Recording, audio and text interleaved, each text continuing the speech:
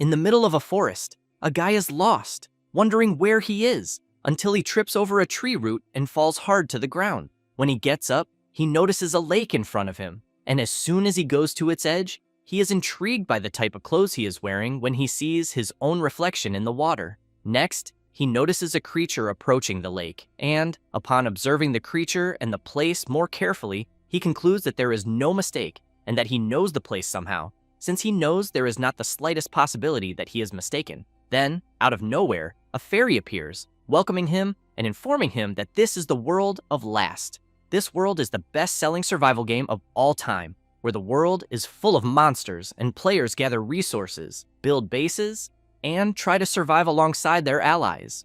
With strategic freedom, detailed NPC creation, and carefully calculated game balance. In addition, the game goes through repeated events and updates, showing new developments each time. A game worthy of being the best-selling in the world. The MC takes pride in this. This is Kamiya Sushi, the final developer, who continues doing his work while also having a lot on his plate until he finishes the final adjustments and sees that the game has been fully successfully updated to version 3.0. Sushi breathes a sigh of relief and thinks that with this version, he believes Last will reach an important milestone, since with the implementation of the base level 100 once achieved, the ending of this season's story will be unlocked. He then sends a message informing that version 3.0 has been released. Sushi keeps in mind that this is obviously not the end, as he is already planning the next season, and that even though 5 years have passed since development began, and 3 years since launch, he is still full of ideas,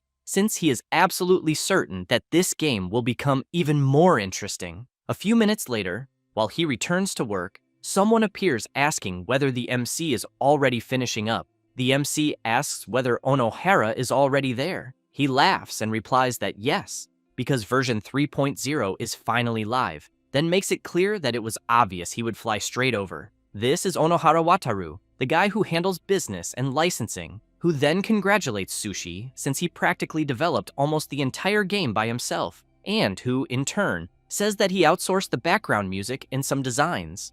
Wataru emphasizes that even so, he thinks it would normally be impossible for someone to develop a game of such scale alone. Sushi emphasizes that the game only reached its current scale because Wataru made it big, and that, unlike him, who is only interested in creating, Wataru supported him as a producer. The MC keeps in mind that he met Onohara Wataru in high school because their roll numbers were right next to each other, and that one day he saw his game before it was released, and even gave up going to college to offer to produce it. Wataru makes it clear to his friend that his game is truly incredible, and that if it does not sell, he is sure the world is the one that is wrong, especially since the recent user satisfaction survey actually gave the game an extremely high score of 98 out of a maximum of 100. Sushi is intrigued by this score, since it was 2 points short of the maximum, but Wataru tries to cheer his friend up, saying that this is impossible, because he thinks there is no game that pleases everyone. But the MC becomes even more excited and says that just by responding to the survey, users show interest at least once, so he thinks it should be possible to make them find it fun. Wataru takes a deep breath and before leaving, wishes his friend good luck with the game's launch. Then he remembers something and asks the MC if he has already signed the previous documents. Sushi replies that yes, and says they are on the desk behind him and that there was not much in the documents, so he will leave the details to him.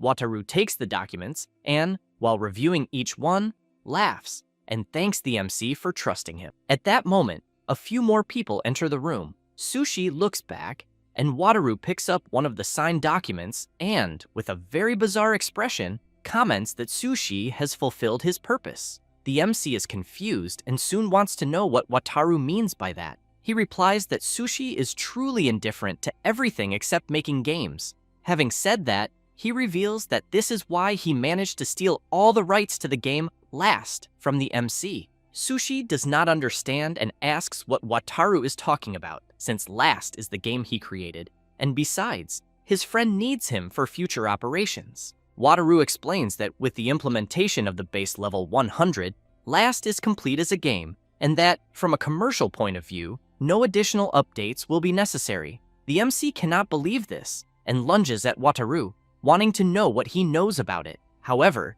he is quickly knocked down by one of Wataru's guards. Sushi begins to tremble with rage, unable to believe that his idea is being stolen. Then, Wataru says that he knew the MC would not listen to him quietly, and that, because of that, he thinks bringing guards along was the right decision. Having said that, he emphasizes that Sushi's abnormal obsession with last was getting in the way. Wataru comments that his friend kept repeating updates that did not lead the game directly to profit, and that, since his supervision is very strict, they could not even release products properly. And now that the game is complete, the profits of last will be maximized without him. Sushi comments that if he had consulted him, things could have been different. Wataru does not like hearing this, and makes it clear that the MC would not have listened anyway, since division of labor means not interfering in each other's territory. At that moment, the guard releases the MC, and Wataru tells him to leave immediately, since the contract states that Sushi must also vacate the room he is in.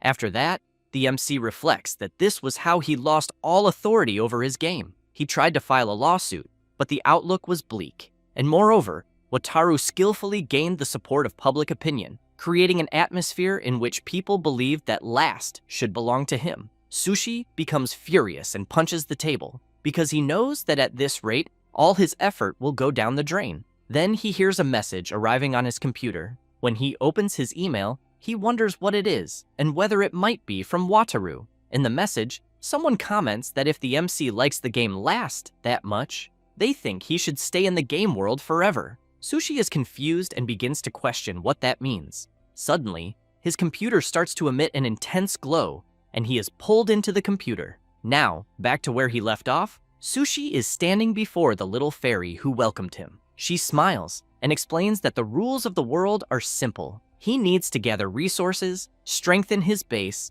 face enemies, and survive. Sushi is intrigued to hear about enemies and thinks about the creatures of that world. Thus, he reflects that if this is the world of last, his clothes represent a character from the free trial version, and that he has extremely low stats, with no aptitude for skills or equipment, since after experiencing the game's flow once, he knows he is the weakest character, programmed to be eliminated in the first monster attack. Then the little fairy calls the MC and says that they will begin the game, which surprises him, since apparently things are moving faster than he imagined. And as he follows her, he fears that at this pace, he will be eliminated in the attack that will happen that night. And after walking for a while, the little fairy once again asks for the game to begin, but emphasizes that first, the MC must inform his name. A system screen appears before him to enter the character name. Sushi thinks that it is exactly as he imagined, that this is indeed the world of Last, the game he created. Therefore, he begins typing some characters and thinks that, in the game, he can enter developer mode using the hidden code he typed. The little fairy is startled by the name he entered and screams, wanting to know what he is doing, and then becomes surprised when several system screens appear around them. Sushi comments that apparently it worked, and that his code seems to still be active. The fairy wants to know how he knew how to access developer mode. The MC explains that he is the one who developed the game, and that his name is Sushi Kamiya, which leaves the little fairy unable to believe that she is standing before her creator, and she asks if this is really serious. He answers yes, and calls the little fairy by the name Leafy.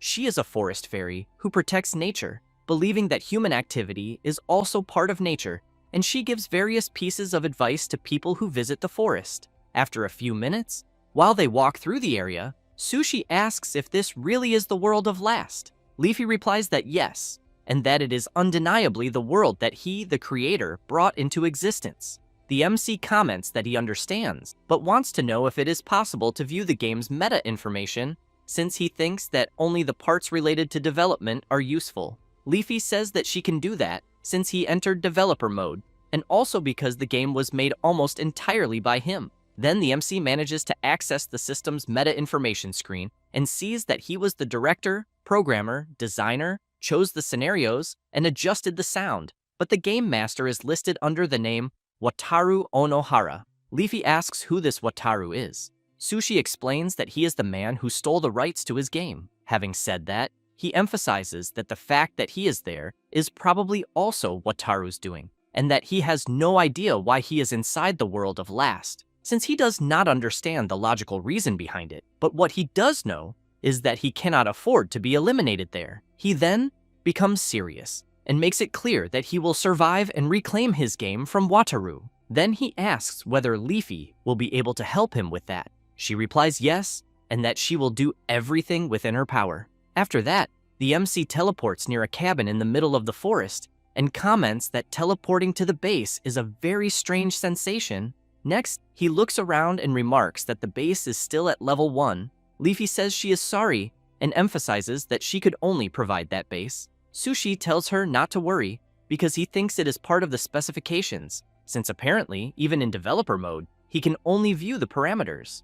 And upon entering the cabin, he sees a gem, and as soon as he approaches it, the system informs him that it is a magic stone called Arcanite, also known as Source Ore, a stone with special power that can store resources and convert them into weapons or items. The MC comments that he knows that normally this is where the tutorial would begin, but as the creator, he knows that he does not need one. Leafy is confused and asks what he means by that. Sushi explains that monsters do not appear during the tutorial, since it is a specific moment when one can safely gather materials. The little fairy comments that she understands and that, indeed, with his test character, normal gathering can be difficult. He emphasizes that this is because it is a character destined to be eliminated on the first night, and that in his current state, there is a chance of being removed from the world with just a single blow. Therefore, he stresses that he cannot waste time, because he needs to start immediately, and so he ends up deciding to begin the tutorial.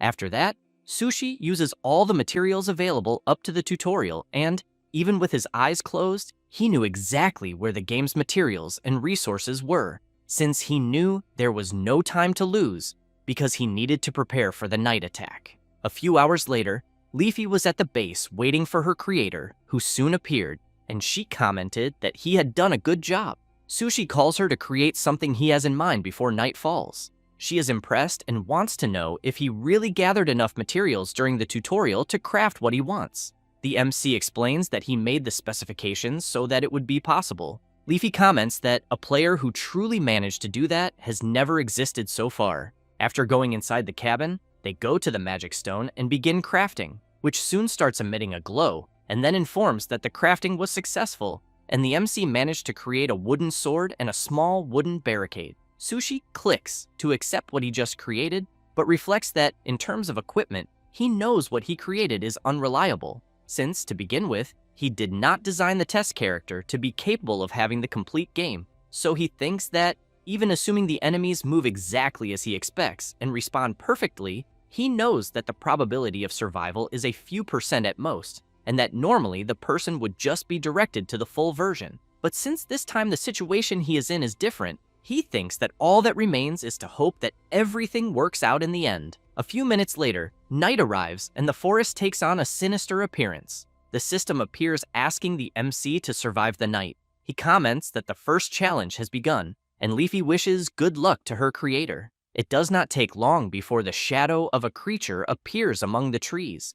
But as it approaches the base a little more, the MC sees that it is just a non-violent animal. However, this creature is taken down as a goblin, a low-level monster, appears. The creature has low intelligence but is aggressive and sometimes attacks in groups and should not be underestimated. Sushi quickly equips his wooden sword. Then he opens his status and sees that his base level is 1. He has 5 points in the attributes: health, strength, speed, and sense, and no special abilities. The goblin wastes no time and leaps to attack the MC, who in turn moves slightly to dodge the attack. Leafy, while watching her creator fight, thinks that he is managing to dodge, even though his attributes should not be sufficient. So she thinks that this is only possible because he knows every parameter of the goblins. The creature continues advancing non-stop, trying at all costs to land an attack on Sushi until the MC moves at the last second, but ends up being grazed on the wrist and thinks that, even knowing what was coming, he could not avoid it, since his speed is still very low. Thus, he decides to counterattack, but the goblin easily blocks the attack, and the MC realizes that his strength is also insufficient. The goblin takes advantage of the chance and lands a strong kick to the MC's stomach, who feels the blow and is thrown back with great force. But he soon begins to get up and feels that the blow he took truly hurts. However, he knows that the father of Last cannot afford to be eliminated in the game. Thus, he turns around and runs toward the cabin. While the goblin runs after him, Sushi thinks that the character he is using does not have the attributes to defeat a goblin head-on. However, he knows that with his intelligence, he can do something in his favor, so he clicks the incredible advancement in the system. And when he sees the goblin leap to attack, he creates large wooden stakes where it was, and the goblin falls onto them, being completely impaled. Sushi takes advantage of the creature being immobilized and quickly goes on the offensive,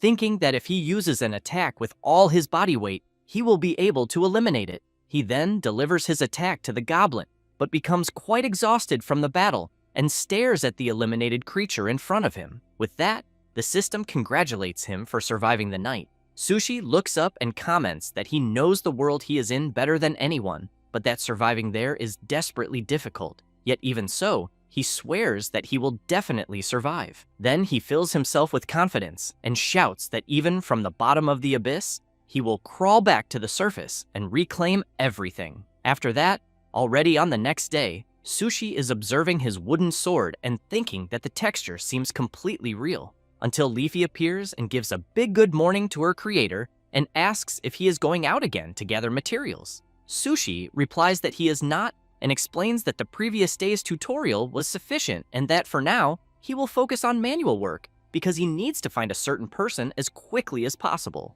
Leafy is quite surprised to hear this, and upon checking the system, says that he already has basic resources. The MC thinks that a person can gather various materials around the base, and that the collected materials are converted into 3 types of basic resources and stored in the magic stone, where the first is mana, which is like vital energy, used to train people and generate magic-type items. The second is element, which is necessary to produce physical things like food and buildings. And finally, the third is gold, literally money, since sometimes a person can buy things that cannot be generated. After reflecting on this, the MC activates the magic stone, which soon shows the initial generation, and he sees the mana, the element, and the available crafting. Thus, he starts creating a few things, and before long, manages to obtain a bow, 10 arrows, and a watchtower. Sushi comments that he would like to create more powerful items, but with his current attributes, he knows it is impossible. Leafy emphasizes that the combination he created at least meets the appearance conditions of the character he is using. Next, the MC comments that he now needs allies to help with survival, and especially to get through the 7th day, since that is when the stampede happens, which makes the little fairy scared just thinking about it. Sushi has in mind that in the game, monster attacks basically happen every night, but that the so-called mass monster stampede occurs every 7 days and is at a completely different difficulty level. In addition, he knows that on the night of the stampede, the monsters attack incessantly and that the difficulty is adjusted so that even full version players barely manage to survive, and that even if one survives until day 6, it is theoretically impossible to clear a stampede with a test version character. But on the other hand, he also knows that if a person manages to clear the stampede with the free test character, there will be no need to buy the full version. At that moment, Leafy becomes even more terrified and comments that she thinks that even for her creator, surviving a stampede with a weak character is impossible. Sushi asks what will happen to him if he is eliminated there in the game. The little fairy replies that she does not know, but that eliminated NPCs normally do not resurrect, so she thinks he cannot come out unscathed. But Leafy shouts that even so, she will do everything to help him. However, she emphasizes that she cannot participate in combat due to system restrictions, but that she can give advice, although she thinks the creator might not need it. Even so, she makes it clear that she will work very hard to gather information so that he can survive. Sushi is surprised by her determination and concern, so he thanks her and says that he will be counting on her, but asks Leafy to stop calling him creator and to use only his name. Leafy comments that to her, the creator will always be the creator and laughs. Later, Sushi begins some work around the base. Then he clicks to build the watchtower, and it is soon placed in the location designated by him. As soon as it is built, he comments that it is a bit inconvenient to have to move in order to build things. Leafy informs him that at certain low base levels, he also cannot place things on the map. Upon climbing the watchtower, the MC is quite surprised as he has a good view of the surrounding area. While the MC is impressed by the view he is seeing, Leafy comments that everything was created by him. Thus, Sushi reflects that indeed the world of Last is there, and the characters are alive, and that this is precisely why he cannot give up on reclaiming his game. After a few hours, night arrives, and the system informs that the second day's mission has begun, and the MC will have to survive another night. From the top of the watchtower, the MC spots the creatures and warns that they are coming. Having said that, he equips his bow and thinks that on the second night, he has to face 2 enemies, which is a completely different concept from the battle of the first day. He then readies the bow and comments that this time he will attack first, but he soon realizes that drawing the bow requires considerable strength. Leafy comments that she is sorry, since at his current level, there is no strength increase. He replies that it is fine, because he is responsible for having designed it that way, and therefore cannot complain. Having said that, he fires the arrow, which merely grazes the goblin's face without causing any significant damage. Sushi comments that unfortunately he missed, and Leafy apologizes and informs him that there is still no accuracy increase. While preparing another arrow, the MC comments that the difficulty at the beginning of the game is a specification he himself created and that there is no way to get around it. As soon as he fires the arrow,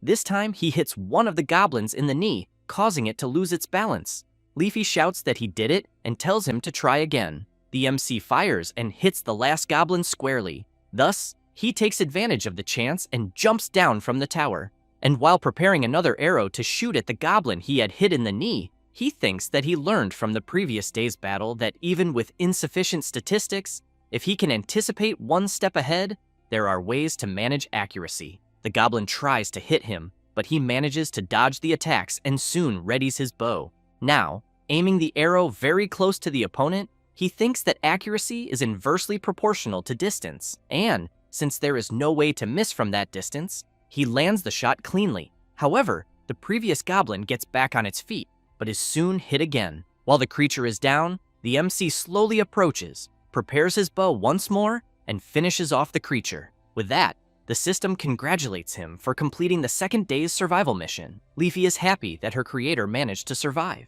He replies that in a way, yes, but that in the midst of the forest, there is someone watching him closely. The very next day, the MC is gathering some materials he used during the battle. He tells Leafy that he still cannot waste supplies and that he needs to recover the arrows he can still use. The fairy informs him that some fired arrows break at a certain rate, but intact arrows can be recovered and reused. While observing the supplies collected by her master, she emphasizes that there should be 2 intact arrows, but that, for some reason she does not know, there is only one there, although she thinks she has a clue. With that, the system notifies that the recruitment mission has been activated, the mystery of the missing arrow, and soon both of them see several footprints ahead that lead toward the forest. Then, the two decide to follow the tracks. The MC, seeing Leafy far ahead, asks her to be careful. The fairy replies that she is fine, since she cannot interfere with the content of the game, and that it also cannot hurt her. Sushi continues following the tracks left by someone, and thinks that Last has a system where NPCs can become allies, and that when certain conditions are met during the game, NPCs will wander near the base. And if the person completes the recruitment mission exclusive to each NPC, they will join the group of the person who found them. In addition, from combat to production, NPCs have various areas of specialization and are essential to complete the game. So he concludes that, especially because his life is at risk, he needs allies. Until Leafy calls out to her creator and says that she found something. However, from the top of a tree, someone is waiting for them to fall into a prepared trap. And as soon as she hears the trap being activated, she immediately jumps from where she is and quickly prepares to take what she captured. This is Anamona, the hunter, who is surprised to see that the trap she prepared captured only a piece of wood. Sushi appears behind her saying that they are not enemies, which startles Anamona and makes her retreat immediately. As she runs away, the MC keeps shouting that he is not her enemy, and both of them are surprised and at a loss for words, until the MC says that he did not implement this kind of development in the game. Leafy emphasizes that, since he became a resident of that world, it seems that the game scenario is no longer progressing automatically. That said, she comments that her creator needs to persuade her through dialogue and that she may be wary of him. The MC says that he understands and that perhaps doing this is different from playing, but he considers the hypothesis that the characters are alive and wonders if, by making a mistake in his approach, they could become enemies. After that, and later on, Sushi completes another gathering mission, and Leafy comments that she is happy to see that her creator returned safely once again. She wants to know if he managed to replenish the item he needed. Sushi replies that he did, and emphasizes that fortunately, no monster appeared. That said, he calls Leafy to create what he had planned before. She wants to know if he thinks it will work. Sushi makes it clear that he was the one who created her character settings, and that, because of that, he believes the method he will use has the highest probability of success. Then, he explains that Anamona is a hunter who lived alone with her father, and that, even after his death, she continued living alone in the forest. And because of that, he thinks that if he can offer her the warmth of human companionship after such a stoic and solitary life, there is a great chance that she will join them. That said, he emphasizes that this is a situation that is not in the game scenario, and that, because of that, he thinks nothing is certain. And, without further delay, he begins crafting. It does not take long, and he creates an iron pot, a ladle, salt, pepper, ground meat, and 2 table utensils. Sushi comments that now he has everything he needs.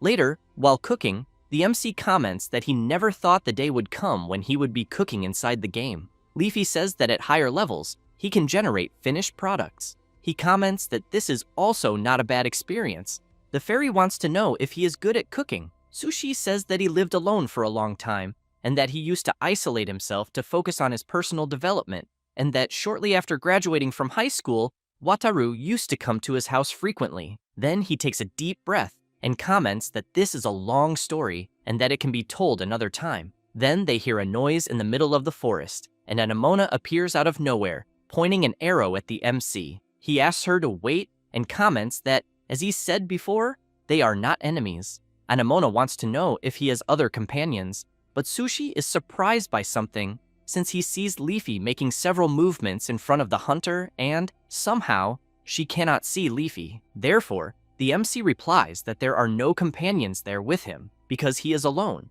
Then he introduces himself and asks the hunter's name. She says that her name is Anamona, but wants to know where exactly she is because she was in the middle of a hunt, and, before she realized it, she entered an unfamiliar forest. Sushi points behind him and says that he just arrived at the area he is in, and that, even if she says where she was before, he does not know how that relates to the place they are in. That said, he takes some of the food he just prepared, which immediately draws the hunter's attention. He asks if she wants to eat and makes it clear that it contains no poison, since it is too much for one person. Anamona says nothing, but soon her stomach growls loudly from hunger. Therefore, the MC goes to prepare a portion of food for her. As soon as he finishes, he explains that the dish is a ground beef hamburger steak mixed with onion, breadcrumbs, salt, and pepper, and then grilled. The hunter takes a small piece to try it, and as soon as she eats it, she is completely amazed. Without wasting any more time, she starts eating non-stop. It does not take long for her to finish,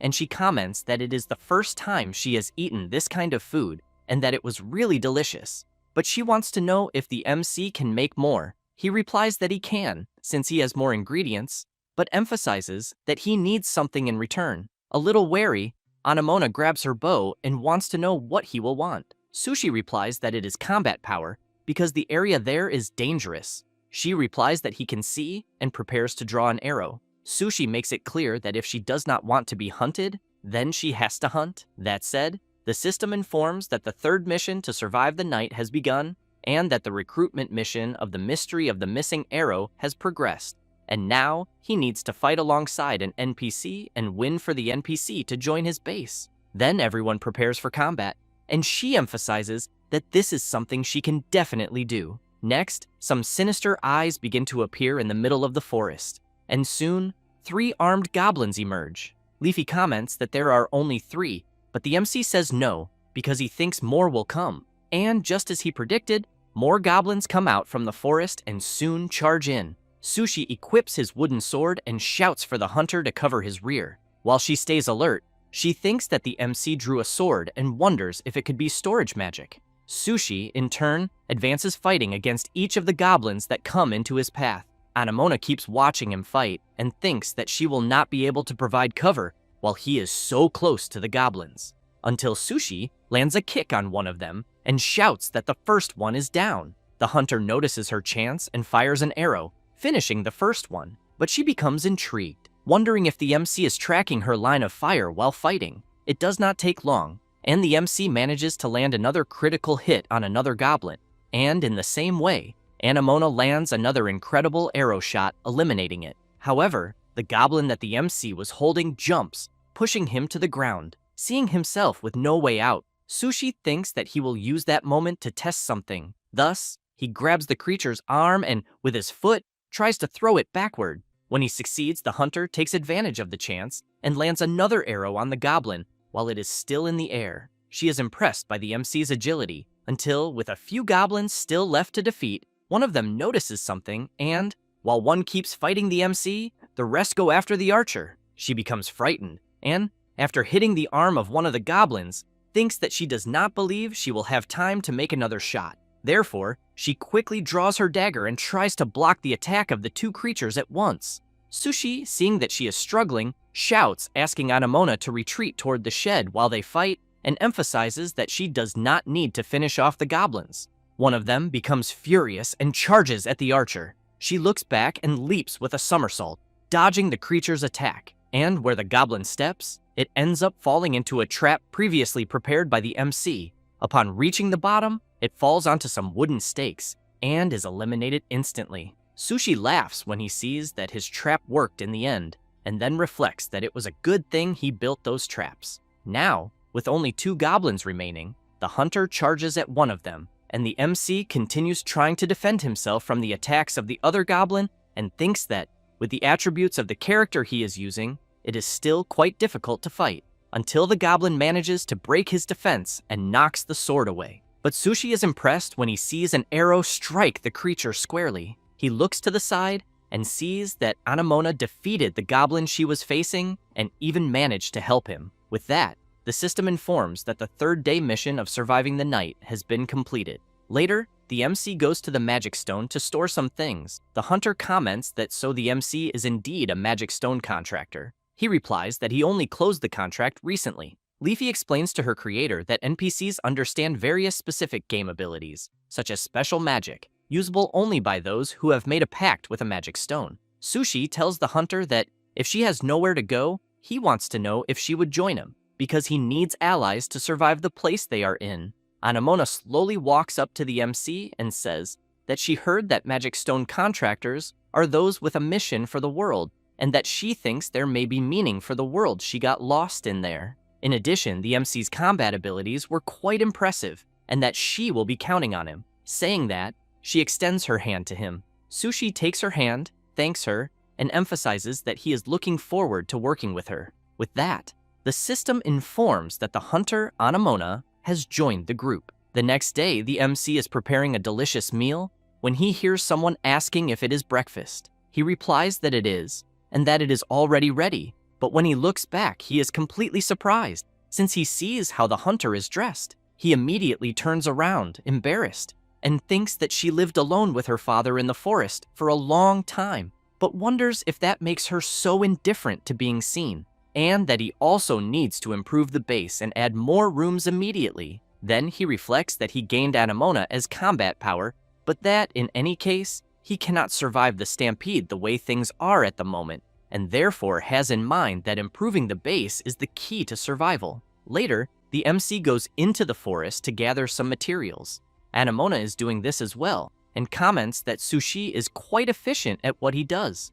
After gathering, everyone returns to the base and the MC goes to the magic stone. Becoming intrigued by something, the hunter wants to know what is wrong. Sushi replies that the resources needed to increase the base level are still not sufficient and that they are low on resources. She wants to know what he means by increasing the base level. He explains that if they accumulate enough resources in the magic stone, they can use the stone's power to build buildings and erect barricades. That said, he emphasizes that this is why he asked her to help him gather resources, since where they are, a massive monster outbreak occurs every 7 days, and therefore, they need barricades, and also want to increase the base's traps, so they need to be prepared if they want to survive. The hunter comments that she understands and that she will go out to gather once again. Sushi makes it clear that he will be counting on her and that he will try to think if there is any other way. Therefore, he comments to Leafy that if they borrow Anamona's power, who should not even be there at the beginning of the game, there is a chance they can get resources in time, but he thinks it will not be enough. The fairy points out that if they had an increase in the item drop rate, they might have managed it in time. Sushi says that he will think of another way, then asks the fairy to open the full console to developer mode. She replies that it is fine and works her magic. It does not take long, and both of them are surrounded by several system screens. Sushi comments that it would be great if he could adjust the parameters directly, but he knows that would be difficult in system terms, because even if he can adjust them, doing so while the game is live is quite risky, since he keeps in mind that due to the complexity of the game system, various adjustment systems operated by AIs run in real time, and the mechanism ensures that even if there are numerical inconsistencies in the game, the AIs correct them immediately. However, he knows that the only things that can be corrected are inconsistencies that occur within the scope of the game design, and because of that, if many arbitrary changes are made, this exceeds the scope of what the AI can correct and can cause bugs or unexpected malfunctions. However, it is also true that they will not survive the 7th day as things are, so he wonders if there is some method that goes beyond normal gameplay. Until, after thinking a lot, he gets an idea and comments that in the developer functions, there is a way to level up, regardless of the amount of resources. Therefore, he asks Leafy if they can use instant build mode. The fairy is quite surprised by her creator's sudden question. He explains that instant build mode is one of the test functions used during development, and that it allows the construction and upgrading of facilities regardless of the available resources. Leafy gets excited, saying that she understands, and emphasizes that if it is instant build mode, the system's AI will not intervene to correct it. Sushi comments that it is exactly as she said, since the system was built to accept modifications made by the developer. The fairy starts getting to work and comments that since her creator is logged into developer mode, she thinks the API might be open and she will look for it. It does not take long, and Leafy says that she found it. Sushi wants to know if it looks accessible. The fairy comments that she thinks it looks impossible through the console, but that if she dives deep into it, she might be able to. However, the MC shouts asking her to wait because it can be very dangerous. Leafy does not listen to her creator and enters the console. Looking around, she concludes that this is the API access point. Then she starts tinkering with the system to make her changes.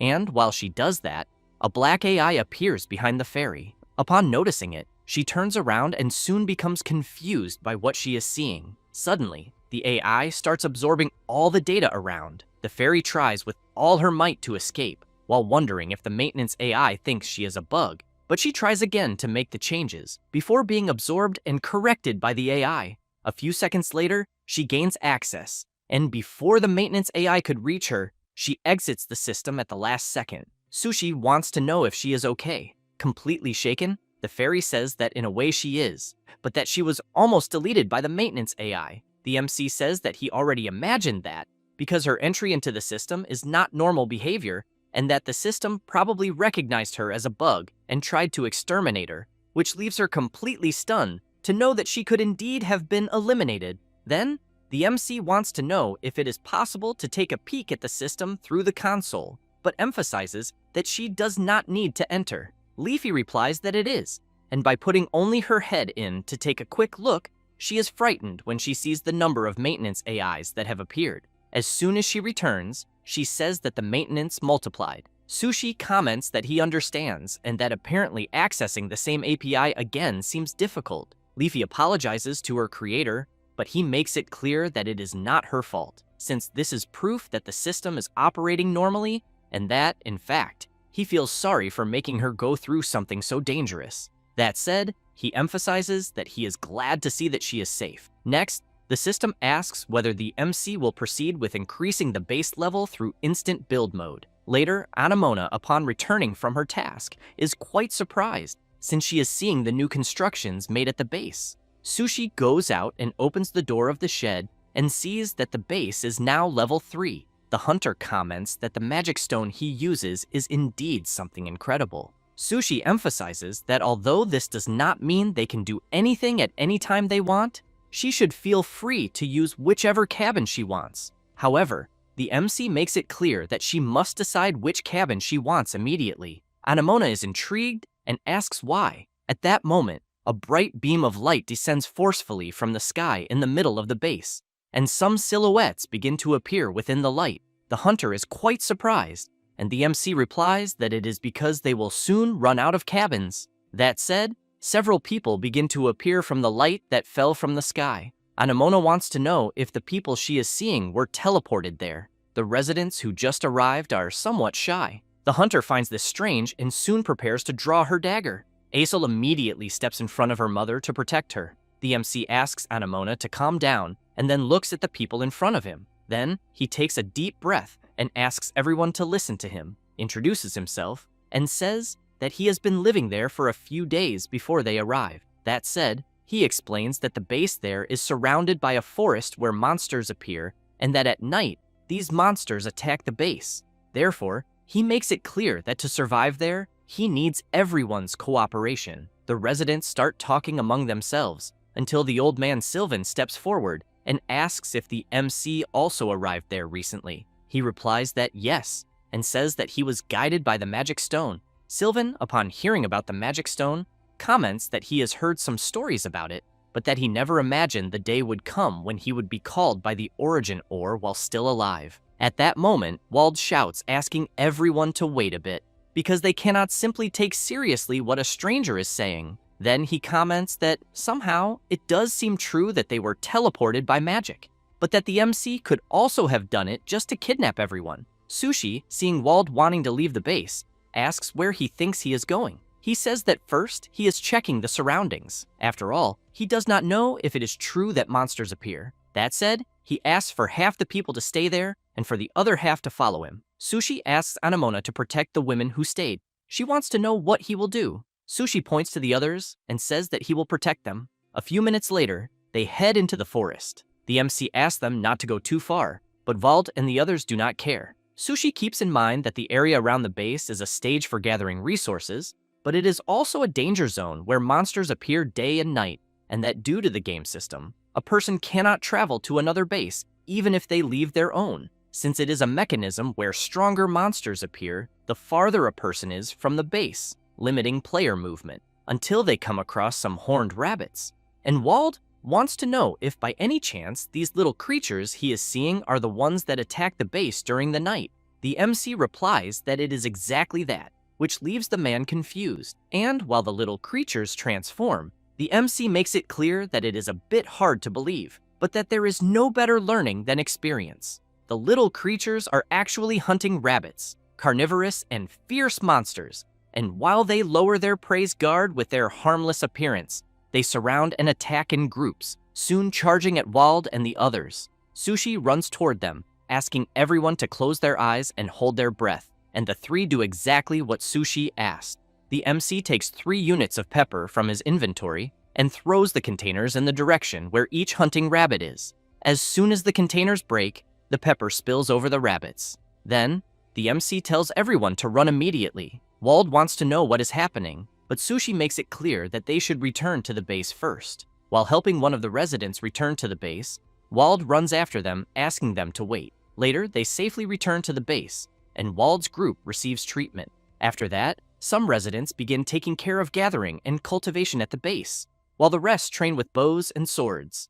Anamona is willing to train them and, upon seeing Wald's group slacking off, shouts for them to continue training with the sword 50 more times. One of the residents comments to Wald that he thinks he is quite motivated. He replies that fists are not enough to defeat monsters and swears that he will win the next time he encounters one. The MC, on the other hand, just watches from afar as Azel trains non-stop, until Leafy appears saying that she thinks it is good for them to have more allies at the base. Sushi simply replies that he thinks so too, and while he continues watching Azel push himself, the fairy wants to know if there is something wrong, until she notices the MC watching the child in front of him attentively. Sushi keeps in mind that in the early stages of the game, events and guide characters are established, so that the player understands the rules of the game world through natural flow, and that Aesol is a character created to convey the fact that NPCs who are eliminated do not come back to life, since during a certain monster attack, Aesol is destined to lose his life in the fight, and that by witnessing the pain of the boy's mother, the player learns that each NPC is an irreplaceable existence. While he continues watching Aesol train with such dedication, he knows that even so, he will soon be eliminated, but wonders whether he has the power to change fate. A few hours later, the villagers have set the table and are making food, and the others are returning from training. Wald sits on a chair and comments that because they have been training so much, he is starving. Then a woman arrives with the food but warns him that it is very hot. Lila calls the MC and the others and asks them to help themselves as well. The huntress wastes no time and quickly sits down to eat, and so everyone gathers around the table to eat the delicious food. Aesol asks Miss Anamona how her sword training went. She replies that it was not bad, but points out that he needs to improve with the bow and arrow, which leaves him a little disappointed. Sushi, watching them talk, has in mind that the boy Aesol is an NPC in the game, created to help players understand the rules of last, and that, even if players do not send Aesol into battle, the boy, who is overly confident, will advance into combat anyway and lose his life. Then, players truly realize that NPCs do not revive. Wald starts joking with Aesol, saying that it looks like he is finally joining the adults, but the boy's mother asks Wald not to encourage him. Aesol immediately turns around, indignant at his mother, and says that monsters are always attacking and that, because of that, he needs to become strong enough to fight. Lila makes it clear to her son that he does not need to fight now, since that should be left to the adults. But Aesol shouts that he wants to protect everyone and asks if his daddy was not strong too. Lila replies that his father was indeed strong, but emphasizes that he never confused recklessness with courage. The MC thinks that the boy's mother is right, because recklessness and courage are not the same thing, and that, to prevent Aesol from being eliminated, he needs a new strategy, one that is made of courage and supported by a calculated gamble. As soon as they finish eating, Sylvan asks them to stop this conversation for a moment and makes it clear to Aesol that he is still a child and cannot fight like an adult. Then, just as his mother herself said, he should not confuse courage with recklessness. Not liking being contradicted very much, the boy lowers his head and replies that he understands. At that moment, the MC becomes thoughtful upon hearing some villagers comment that they need to work together to protect the village, while others comment that this is not their village. Then the old man notices the MC looking a bit distant and asks if something is wrong. Sushi apologizes and says that he was just distracted by his thoughts. Next, the old man asks the MC if there happens to be any sake in the village. Wald finds this strange and questions Sylvan about whether this is something to discuss before a battle. The old man bursts into laughter and replies that he is doing this precisely because it is before the battle, since he does not want to be eliminated sober. Wald makes it clear that this is a useless resolution, but the MC comments that if they survive that night's attack, they will make a proper toast. Leafy is confused and asks her creator what that is. Sushi looks at the villagers and explains that it is because they are all alive, but that he is the one responsible for having thrown them into a brutal survival test. However, he emphasizes that this is indeed necessary to make last the best game. The little fairy agrees with her creator and points out that, without him, they would not even exist. But the MC does not like this idea of being their creator very much, because just thinking about becoming a careless god who creates things and then shirks responsibility already makes it clear that this is really not what he wants. After that, the afternoon begins to draw to a close. Sushi gathers the villagers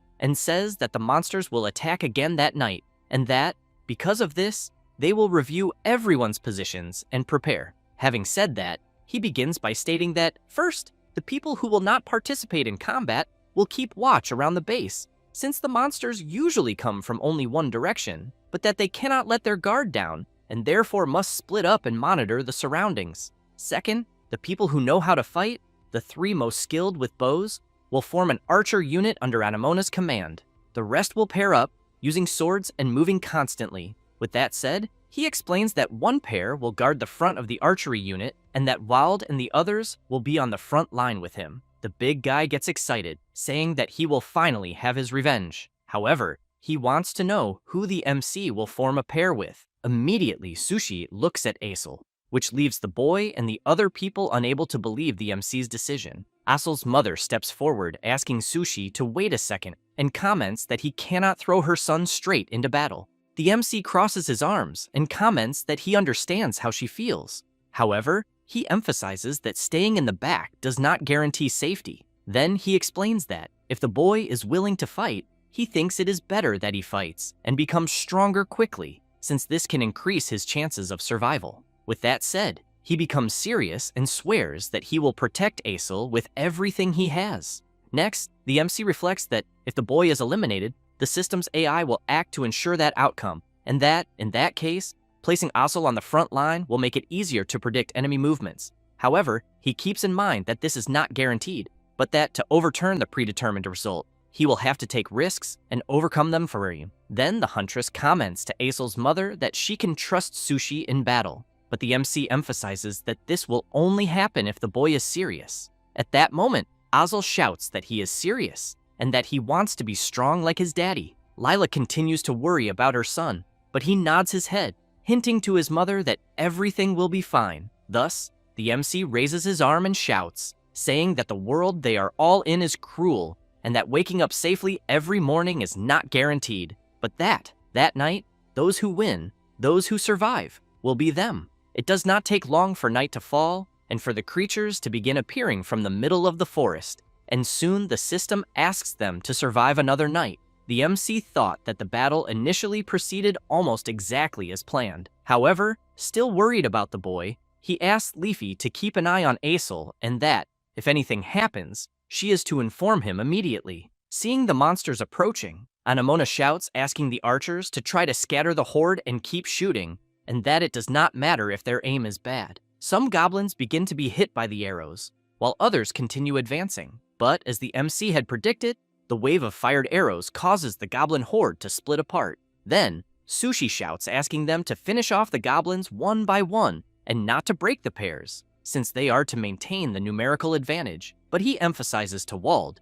that he is not to let the enemy get close to the watchtower. As the battle went on, the MC thought that, corresponding to the evolution of the base, the number of monsters increased, but that, for the villagers' first battle, they did well, since they prevented the enemies from coordinating and defeated them reliably using two-man cells. Wald advances against a goblin, wanting to know what is going on, since they seem quite weak. However, as he attacks it, something strange happens in the creature's eyes, and that same goblin, while fighting Wald, keeps looking at the boy Aesol. But Wald lands a blow on that goblin and asks if the creature thinks it is good to look away in the middle of a fight. Then, he knocks the goblin to the ground and, while finishing it off, wants to know if the creature was really that curious to know what was happening where it was looking. Time goes by, and the villagers manage to defend against the monster's onslaught, and, using traps effectively, they constantly reduce the number of enemies, and, as expected,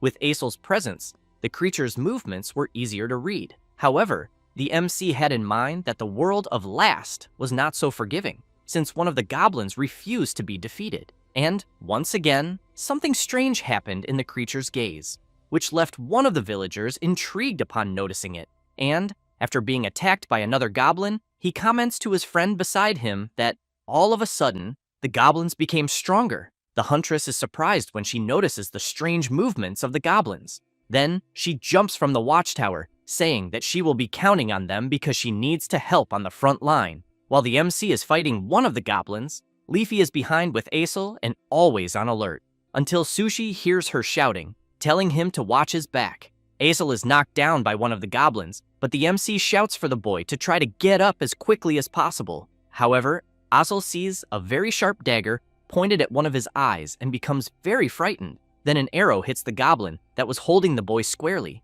The arrow was fired by the huntress from very far away, but the goblins do not care in the slightest about the huntress and soon turn their attention back toward Aesol. Anamona does not like this at all, because the creatures did not go after her, since she has in mind that this is unthinkable considering the habits of goblins. At that moment, Wald appears delivering an attack on one of the goblins, and with his other hand, tries to hold the other creature while laughing and saying that he would never accept losing to a mere goblin. However, Due to the goblin's sudden increase in strength, the creature he was holding throws him away. Now the goblin is right behind the boy and soon lunges forward. Azel cannot move because he is trembling greatly with fear. Then Sushi steps in front, blocking the goblin's attack, but ends up on his knees when he realizes that the creature's strength does not seem normal. So he wonders if this could be a system intervention to guarantee Azel's elimination. The goblin takes advantage of the MC being distracted and lands an attack on his shoulder with its sharp claws. The commotion does not stop, and soon another goblin appears to attack the boy. But this time, Anamona appears, striking the creature with her sharp dagger. However, the goblin refuses to be defeated and tries to get up. Wald appears and lands a solid punch on the goblin, slamming it hard into the ground. The big guy laughs and emphasizes that humanoid monsters are great because they are very easy to punch. The huntress notices another goblin trying to stand up and charges at it with everything she has. And the MC shouts for Anamona and Wald to try to draw the goblins away from the boy. The big guy falls on top of the goblin, throwing several punches, and says that it is easier said than done. Then he becomes very startled when he sees an arrow hit the goblin squarely in the head. Anamona asks Wald to remember what the MC had asked. Next, Sushi asks Ussel to strike the head of the goblin he is holding. The boy is afraid, but the MC says that this is the turning point of the boy's destiny, and that, if he wants to live, he must fight. Then asks if Azel does not want to be strong like his father. Thus, the boy grips the sword firmly and delivers an attack exactly where the MC had indicated. Sushi takes advantage of the opportunity and finishes off the creature, which falls stiff to the ground. Sushi comments that Azel did a good job, and as they advance, the MC comments that the battle is already almost over. They head to where Wald and Anamona are fighting, and another villager joins the battle as well. After several hours of fighting, they manage to eliminate all the goblins. Sushi raises his sword high and shouts that they have won, which leaves everyone excited about the victory. With that, the system informs them that they have successfully survived the 4th night. Lila is happy to see that her son is well, so she runs to him and hugs him tightly. The MC watches the two of them embracing and thinks that somehow he managed to reverse Azel's destined elimination, and that he will also overcome the monster stampede of day 7 without letting anyone be eliminated. On the following day, Sushi manages to raise the base to level 5. Wald checks the new defenses and comments that they are indeed incredible. Sylvan wants to know if this is the power of the magic stone, and the MC replies that it is. Then he explains that monsters defeated in battle and items collected in the forest are stored inside the magic stone as resources, and that, in exchange for the stored resources, they can use the power of the magic stone to upgrade the base. In addition, as the base becomes stronger, the limits of their attributes under the protection of the magic stone increase. Wald does not understand very well and asks what that means. Anamona comments that it means that the stronger the base becomes, the stronger everyone there can become. But the MC emphasizes that this does not mean a person will become stronger by doing nothing, since they merely become capable of growing, and that without training or experience, nothing changes. With that said, he calls everyone to have breakfast, because training will begin as soon as they finish. Sushi reflects that, thanks to the base level increase with instant construction mode, they managed to secure personnel and equipment far beyond what is normal for the beginning of the game, and safely survived the 2 attacks that followed. In addition, each NPC evolved, and their teamwork became smoother. Azel's growth, in particular, was remarkable, since the AI did not focus its attacks on the boy after that, and he became a capable combat asset. And finally, the 7th day arrived, and they were about to face the first monster stampede. But before that, the MC was checking the equipment, observing each sword, until Lila appears calling him to have breakfast. He thanks her for the reminder, but continues what he was doing. She wants to know what he is working on, and Sushi explains that he is organizing the low durability weapons, since the stampede will finally be that night, and that if the swords break during battle, it will be disastrous. With that said, he ties some red ribbons on a few swords that appear more worn and comments that this should solve it.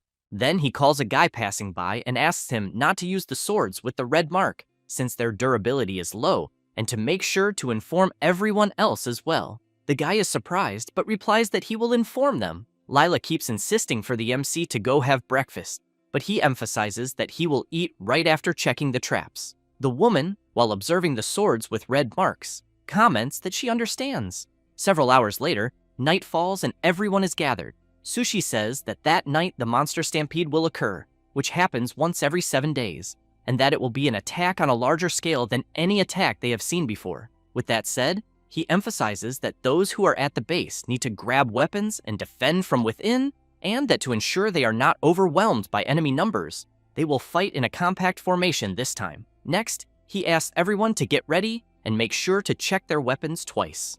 Asel, upon observing his sword, is surprised, turns around, and runs to his formation. A guy wants to know if the boy is all right, and he replies that he is. Sushi shouts, asking to close the gates and for everyone to hold their positions. Asel's mother is at a distance with some people and is afraid that something will happen to her son. But as she looks more closely, she notices that his sword has the red mark that the MC had placed earlier to indicate that the weapon has low durability, so she becomes terrified. But at that exact moment, the monster stampede begins, and the creatures march toward the base. The system issues a red alert and announces that day 7 has arrived and that a massive invasion called Stampede is occurring. And while Azel stays alert, the system informs that the mission is to survive the stampede. The goblins begin to advance, and one of the villagers on the front line becomes worried about the large number of creatures he is seeing, but the MC asks him not to waver because they prepared for this day. Then, upon seeing the creatures get even closer to the base,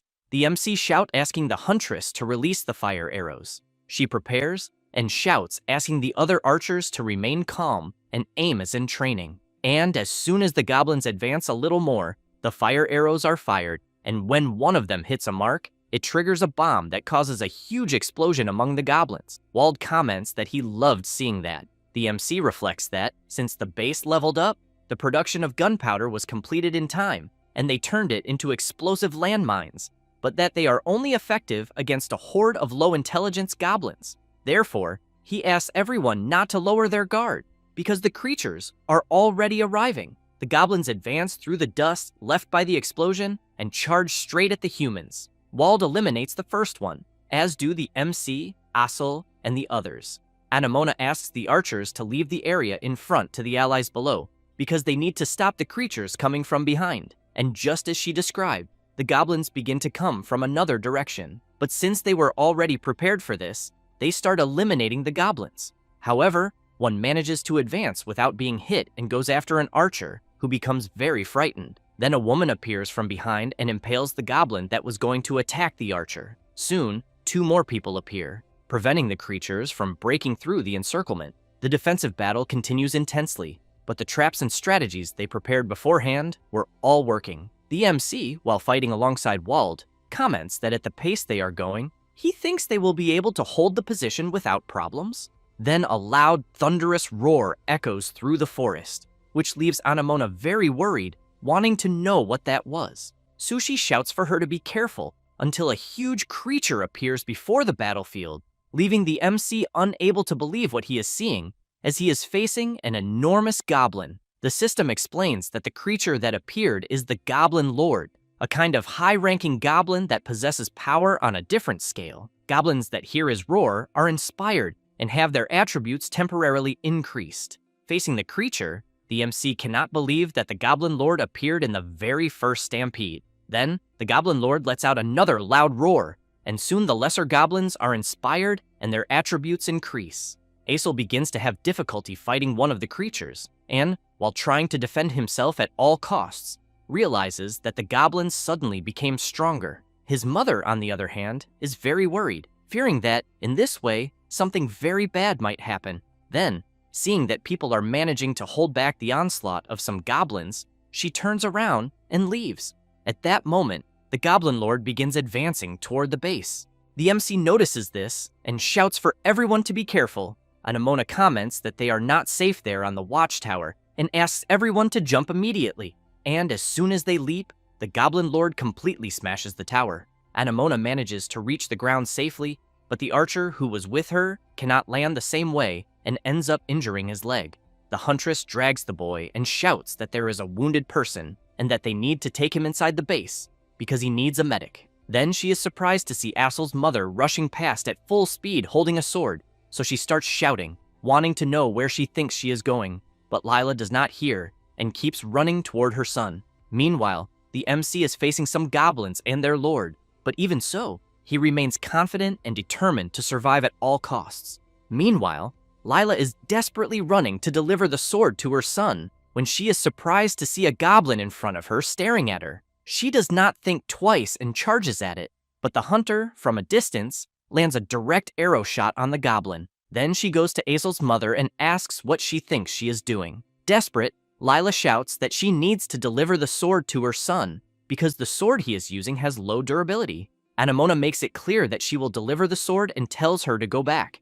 But at that exact moment, another goblin charges at Lila. The hunter is faster and eliminates the creature with another precise arrow. However, looking around, she comments that apparently there is nothing else to do but that she will hold them there. While Lila runs to deliver the sword to her son, Anamona tries to clear a path with her arrows. Lila keeps running and thanking the hunter profusely. Anamona sees that the boy's mother managed to get past the creatures, but is now surrounded by several goblins. So she thinks she is in a very complicated situation. Elsewhere on the battlefield, Wald and his partner are fighting non-stop and comment to each other that the goblins are suddenly getting stronger and stronger. Then Wald hears a loud noise coming from the direction of the watchtower and shouts, asking what is happening over there. The goblin lord and the other creatures begin to approach the MC, and the man, who is with Sushi, becomes frightened when he sees the size of the creature in front of him. The MC explains that a goblin lord is a high-level type of goblin,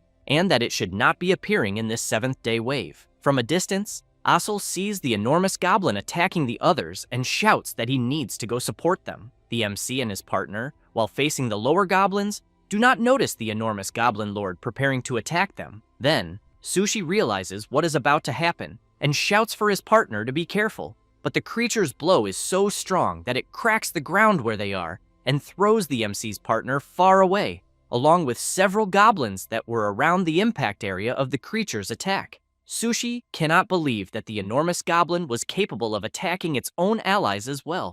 As soon as his partner falls to the ground, he quickly reaches him and tries to protect him until he gets back up. Then, he asks if he can stand. At that moment, Azel and his partner arrive to help the MC and his partner, but the Goblin Lord does not hesitate and already prepares another attack.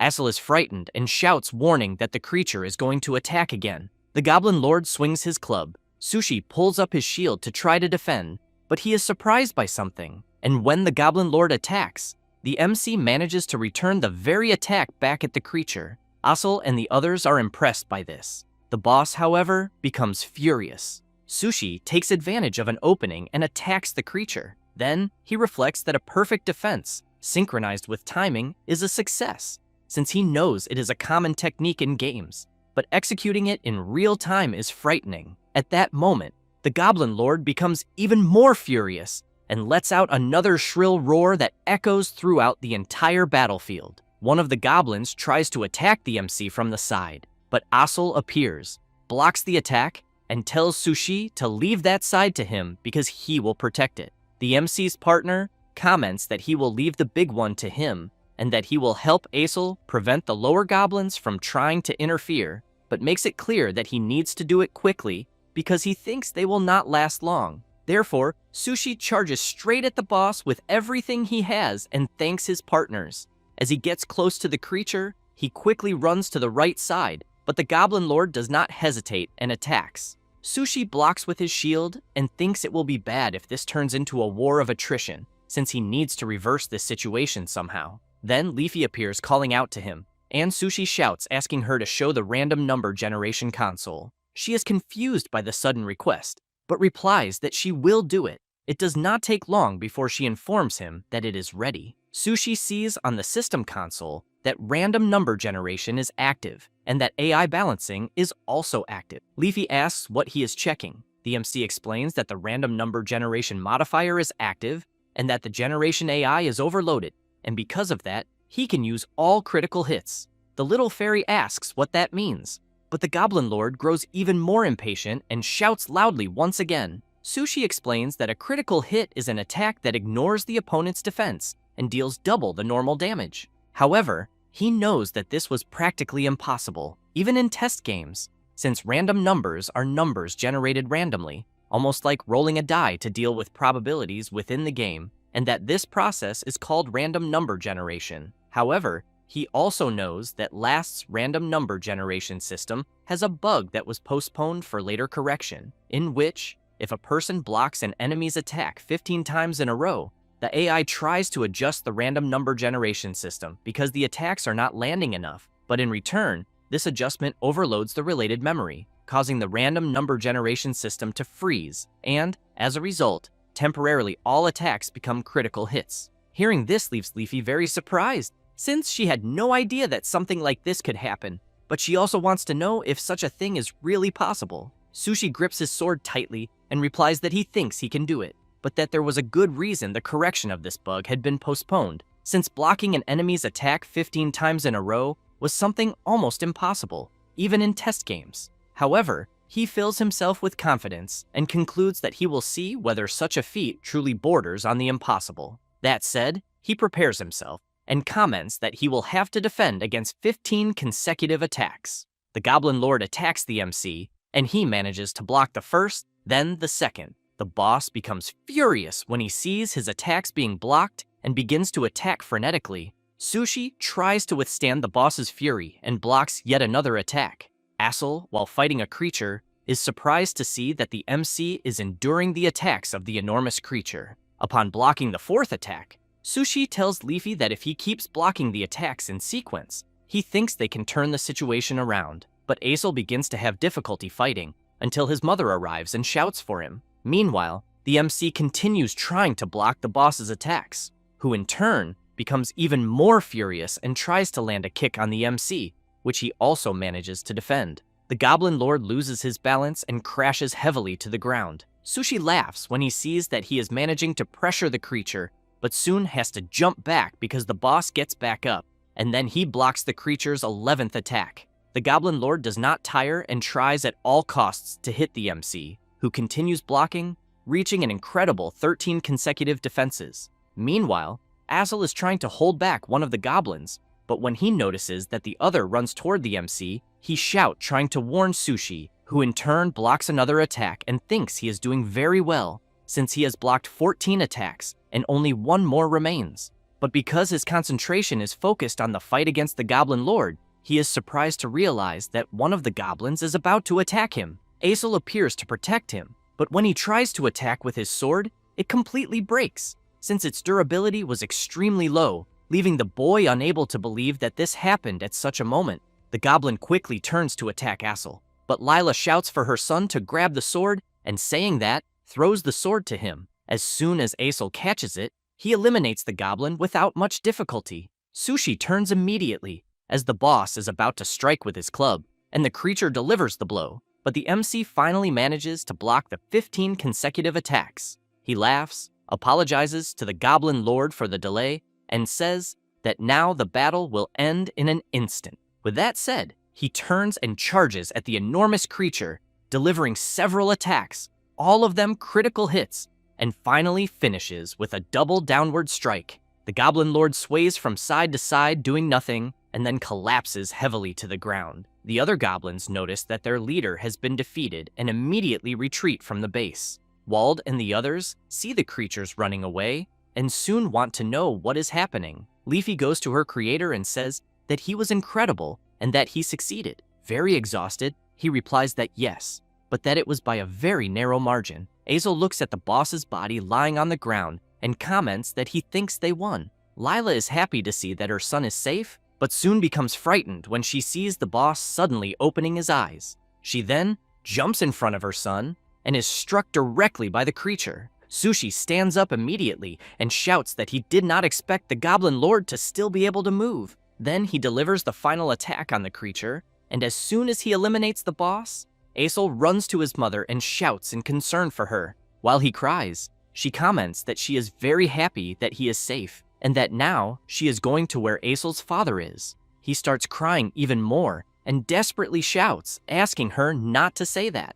Lila makes it clear that her son needs to meet them again after a long time, because now he needs to live his life, grow up healthy, and be strong, and that when they reunite, she wants Asel to tell her his stories, because she will be very eager to hear them. Asel, realizing that his mother has passed away, lets out a cry of pain that is heard throughout the entire base. Sushi and the others are left completely speechless, and to make matters worse, it begins to rain, making the environment cold and sad, until the system informs that the mission to survive the stampede has been completed.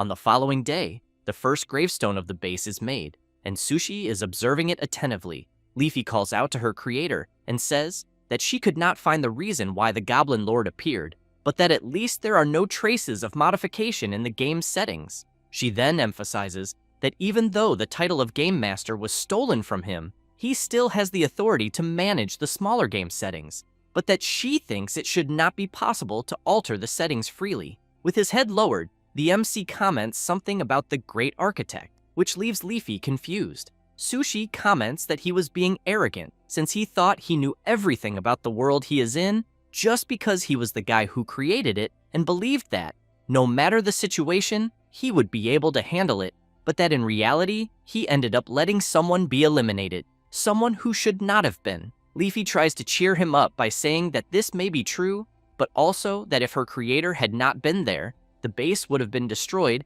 and that it is thanks to him that the NPCs are still alive. Sushi comments that he knows they are alive because he is the guy who created them, and that he is also the guy who made them suffer and who is leading them to death. With that said, he starts walking back into the base completely disappointed and then asks Leafy to leave him alone for a while. Sushi goes to a more distant place from the base and sits on the ground. Anamona appears wanting to know what he is doing. At that moment, some birds begin to fly around the area. The hunter prepares her arrow and shoots, hitting one directly. The bird falls to the ground, and Anamona says that in this world they risk their lives just to survive, but that sometimes they take lives, and sometimes their lives are taken, but that this is no one's fault, because that is how things are. The MC tries to argue, saying that even so, he still thinks that he has, in some way, a bit of guilt. Anamona walks away asking him to follow her, because he needs to see something. When they return to the base, the residents are training non-stop. Sushi asks what she wants to show him. She points forward, and as soon as the MC looks, he sees Aesel training non-stop, always moving forward and forward. Anamona says that the boy has been doing this since the funeral that morning, and the MC is surprised.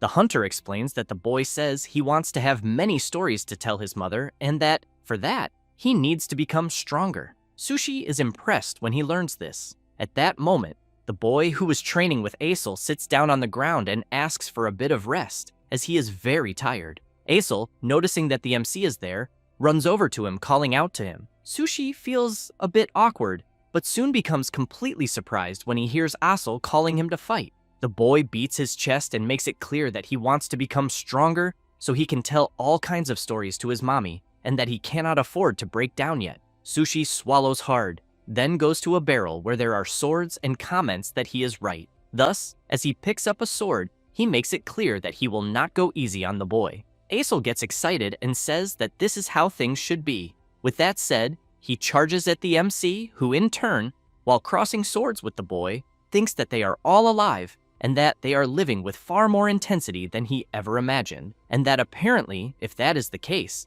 then he should show them a way of life he will not be ashamed of. Meanwhile, in the middle of the forest, there are two people walking. The boy wants to know exactly where they are. The old man picks up a damaged arrow from the ground and comments that the arrow was created by a magic stone, since he can feel that there are traces of mana in it. The boy is surprised and asks what he means. The old man clenches his fist tightly around the arrow and comments that perhaps they are finally close to a lead. With that said, they resume walking through the forest toward the MC's base. A few minutes later, inside the base, food is being served. Anamona stares at the food, waiting for the moment she can attack it, until Sushi notices some people approaching the entrance of the base. Leafy calls out to her creator, but he comments that apparently they have arrived. The residents are surprised by what they are seeing. One of the people who has just arrived at the base is Dorn, the dwarf craftsman, who immediately wants to know who the leader of that village is. Ginger, the other dwarf craftsman, asks his master to be a bit more gentle in the way he speaks. The MC appears saying that he is the leader there. Dorn becomes serious and gets straight to the point, asking if the MC has magic stones there at the base. Ginger feels a bit embarrassed by his master's sudden question and tries to explain, saying that they are actually dwarves traveling in search of rare materials, and that they heard there were magic stones there and were hoping that the MC would let them see them. Sushi comments that they were about to have dinner and that if they want, they can talk more while they eat together. Ginger is happy with the invitation and thanks him. As soon as everyone sits down to eat, the MC watches the dwarves attentively, since he knows that Dorn and Ginger are dwarf craftsmen NPCs, and that if he can make them allies, he will be able to strengthen weapons and develop facilities that cannot be created with magic stones. Therefore, he comments that Dorn had mentioned that he wanted to see and touch the magic stones, and he replies that that is exactly right. Ginger looks from side to side, waiting for some response from both sides, until he decides to explain that they are traveling in search of a material called the Philosopher's Stone. Sushi is surprised to hear about this. Ginger explains that the Philosopher's Stone is a legendary existence, but that it is believed to truly exist, because weapons said to have been created using it as a material still exist at that time. However, he emphasizes that no one, not even the long-lived dwarves, has ever seen the true Philosopher's Stone, and that, as craftsmen, it is the ultimate rare material that they absolutely must touch at least once. Dorn emphasizes that he understands that mana seems to be involved in the MC's refinement. Sushi keeps in mind that it is true that there is an item called the Philosopher's Stone in Last. However, he knows that such an item was defined as a reward for a special multiplayer raid mission, since it is impossible to obtain it through normal play, in the sense that only players can obtain it, and that it is not wrong to say that it is closely related to mana or magic stones. Thus, the MC comments to the dwarves that they want to see the magic stones. Ginger replies that not magic stones, since the source ore is also extremely rare, and that she understands they are precious to everyone in the village, but that she intends to use them only as a reference. So she wants to know if the MC would be willing to show them to them. Sushi comments that he would love to show them, which makes Ginger very excited to know that she will finally see a magic stone. However, the MC emphasizes that in return, he wants them to forge some weapons, since the place is attacked by monsters almost every night, and that, to protect the lives of his companions, they will need high-quality weapons. Dorn replies that it is fine, and Ginger thanks the MC and emphasizes that it will be a task for them, the dwarf craftsmen. Sushi comments that he will show the magic stones as soon as they finish the meal, but he wonders how he can make them join the village. After finishing dinner, they go to the cabin where the magic stone is. The dwarves observe the stone attentively without blinking. Dorn comments to the MC that, apparently, the magic stone there is different from what he is looking for, and Ginger is surprised to see that the old man has already noticed. Dorn explains that the magic stone there is more like a portal than a material. It is a path to mana, which is fundamentally different from the material they need. Sushi asks if that was not what they were looking for, but thinks that this was already expected since their perception is quite precise, as he knows that the magic stone there is an interface for the player and is not the kind of thing that can be used as a material. Dorn comments that he is very grateful that the MC let him see the magic stone. However, he emphasizes that it does not seem to be a clue to the Philosopher's Stone, and that, therefore, they will depart early the next morning. Sushi explains that, on his part, he would not mind if they stayed a little longer, and that, in fact, the village has a workshop that is not being used and there are materials they could produce with the magic stones, in addition to believing that he can provide an excellent environment for craftsmanship. The old man replies no, apologizes, but makes it clear that he needs to continue his journey. The MC takes a deep breath, comments that he understands, but asks them please to at least forge the weapons, since the monsters will certainly attack that night as well. With that said, as they all leave the cabin, the MC informs them that he will show the workshop and that they should feel free to use the equipment as they wish. Leafy asks her creator if everything is all right, since she fears that at this pace the dwarves will not become allies. Sushi comments that he knows that, but that he also noticed that Master Dorn has a strong desire to find the Philosopher's Stone, and that anything else probably will not move his heart. However, he knows that at least the old man's disciple is a young craftswoman, and, by the way people react to her work and by the influence she has, he thinks she must have the desire to experience these things directly, since he understands that feeling very well, because it was the same way when he started making games. Thus, While observing Ginger looking disappointed to learn that they will not stay there longer, the MC concludes that if Ginger feels that this place is where she can find fulfillment as a craftswoman,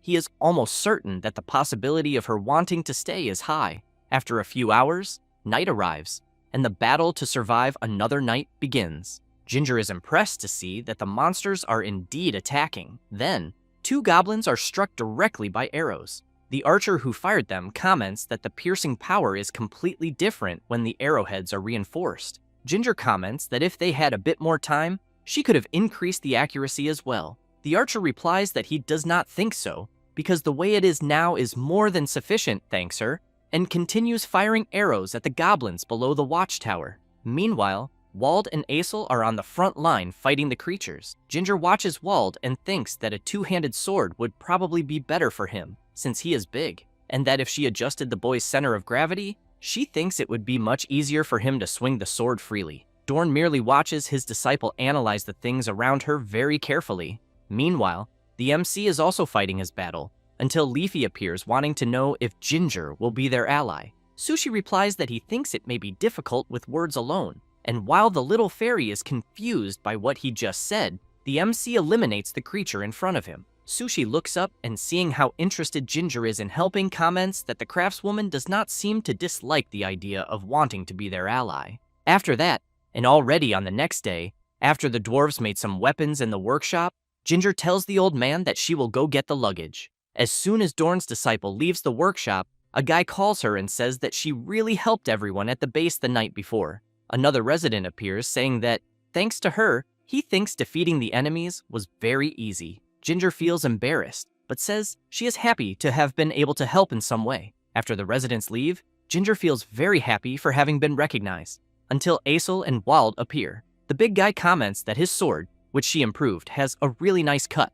The boy also thanks her for adjusting his sword, since it became much easier to handle. Wald pats Ginger on the back and, laughing, says that she should stay in the village for a while and, if possible, make a custom weapon for him. But Ginger hears Aesel saying that the 2 dwarves are already leaving. Wald says goodbye and comments that maybe they will meet again someday. The boy wishes Ginger a good trip and emphasizes that he hopes to see her again. Ginger says goodbye to them and soon notices the MC watching her. He wants to know if she is already leaving. Ginger answers that yes, and says that her master is a man entirely devoted to the Philosopher's Stone. Sushi wants to know if she thinks the same way. Ginger becomes intrigued and asks the MC to be clearer. He comments that it seems her interest is not only the Philosopher's Stone, or at least that was what he thought. She feels shy and cannot answer. Sushi says that life there is difficult. Monsters attack every night, and even though they have magic stones, resources are not exactly abundant, besides that they are already short-handed. And that is exactly why the combat power of a single person makes a huge difference. So he emphasizes that the village needs her, since her abilities are directly linked to the life of every person there. Therefore, the MC extends his hand and asks her to stay in the village and join them. She still does not know what to answer, until Dorn appears thanking the MC for everything. Then he says that the preparations are complete, and they will already be departing. Ginger feels shy for a brief moment, but calls her master and says that she intends to stay in the village. He looks back and asks if she is serious. Ginger answers that yes. Dorn drops the shield on the ground and asks her to forge a weapon. Ginger becomes confused by this request and tells her master that she did not understand. He points the axe at her and makes it clear that he cannot let a novice roam freely in nature. She is surprised, but agrees with her master's idea. After that, they go to the forge. Sushi wants to know if Ginger needs anything, since he can generate some materials with magic stones. She answers that no, and thanks him. And, while she works hard to forge the weapon her master asked for, she makes it clear that she would not be satisfied if she did not do it with her own power. The MC smiles and says that he understands. Therefore, he turns around and leaves her working. A few hours later, Ginger finishes her work and takes the weapon to her master to analyze.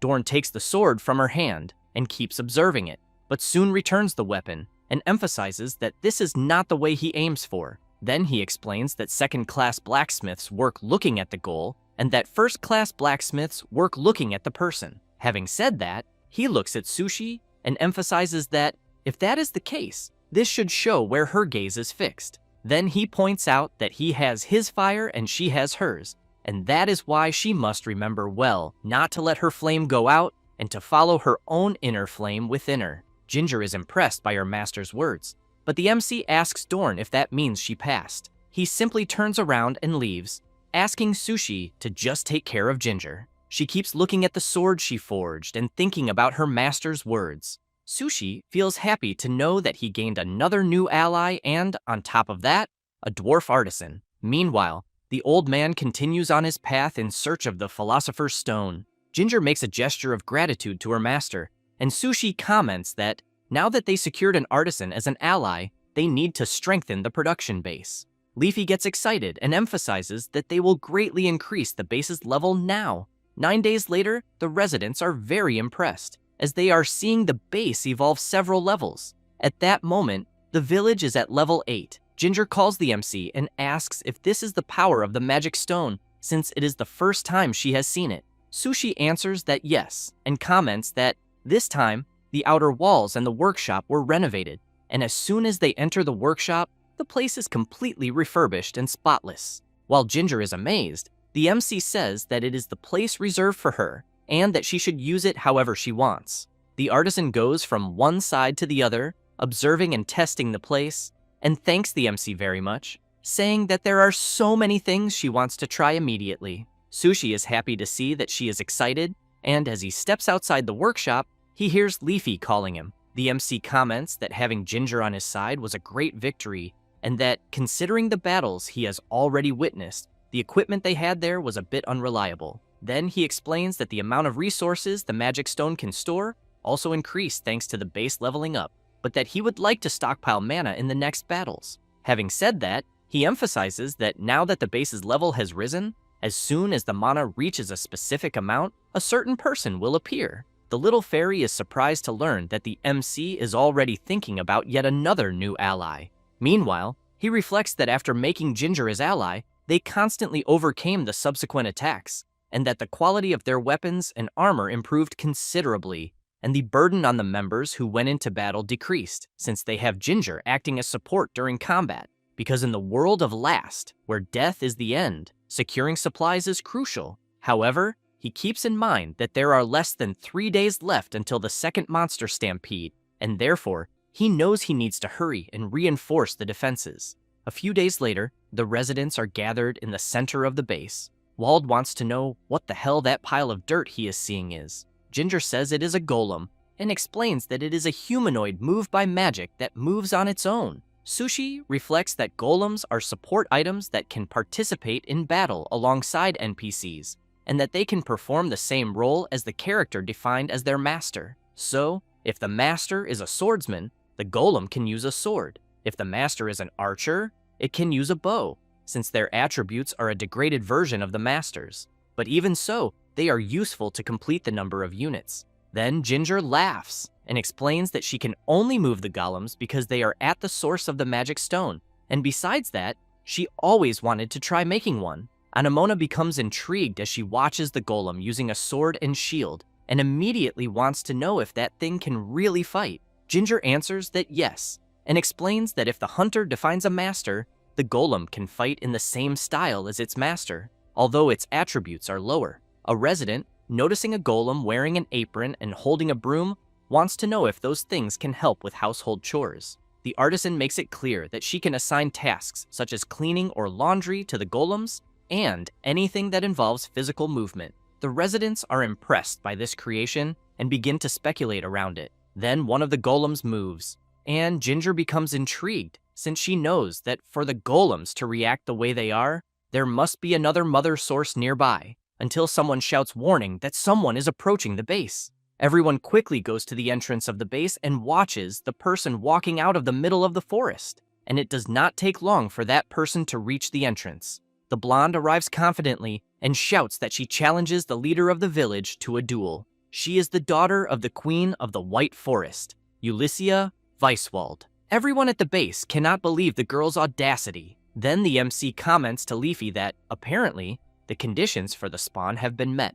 Therefore, he calls out to Ulyssia and says that for now, he is the leader of the base. She observes the MC carefully and asks if he really is the leader. Then she makes it clear that if he loses the duel, she will become the leader of the place. Having said that, she tells the MC not to worry, because she will ensure the village's development. Sushi says he understands, but wants to know what will happen if she loses. Ulysses laughs and replies that it is practically impossible, but in the worst-case scenario, if she loses, she will do anything he wants. Sushi becomes serious and asks if she is sure about that, because he thinks she might go back on her word afterward. The blonde points her finger at the MC and makes it clear that, as the daughter of Lorea, Queen of the White Forest, she, Ulysses Weiswald, will never go back on her word. Sushi and Leafy laugh at the blonde's declaration, but then the MC gets ready and accepts the duel. They both stare at each other, and the system informs that the MC's mission now is to win the duel against a mage.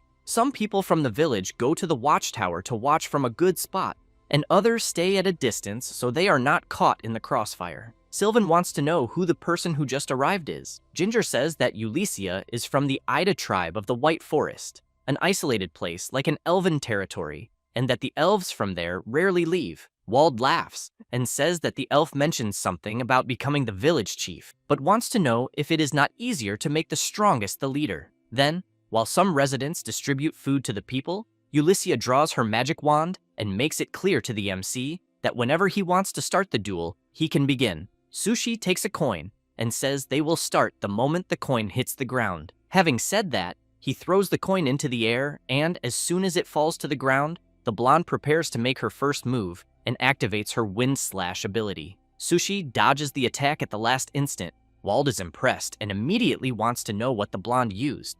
Ginger explains that it was an attack spell and that apparently the elf is skilled. Assel comments that he could not even see the attack. Ulysses tells the MC that he has good instincts. Having said that, while launching several Wind Slash attacks, she asks how long he thinks he can endure. Sushi moves from side to side to avoid being hit by the attacks and reflects that he knows the elf is a character who eliminates a person on the first encounter, since she has a visual confirmation of overwhelming wind magic, and that, without knowing the strategy, the person is completely defenseless.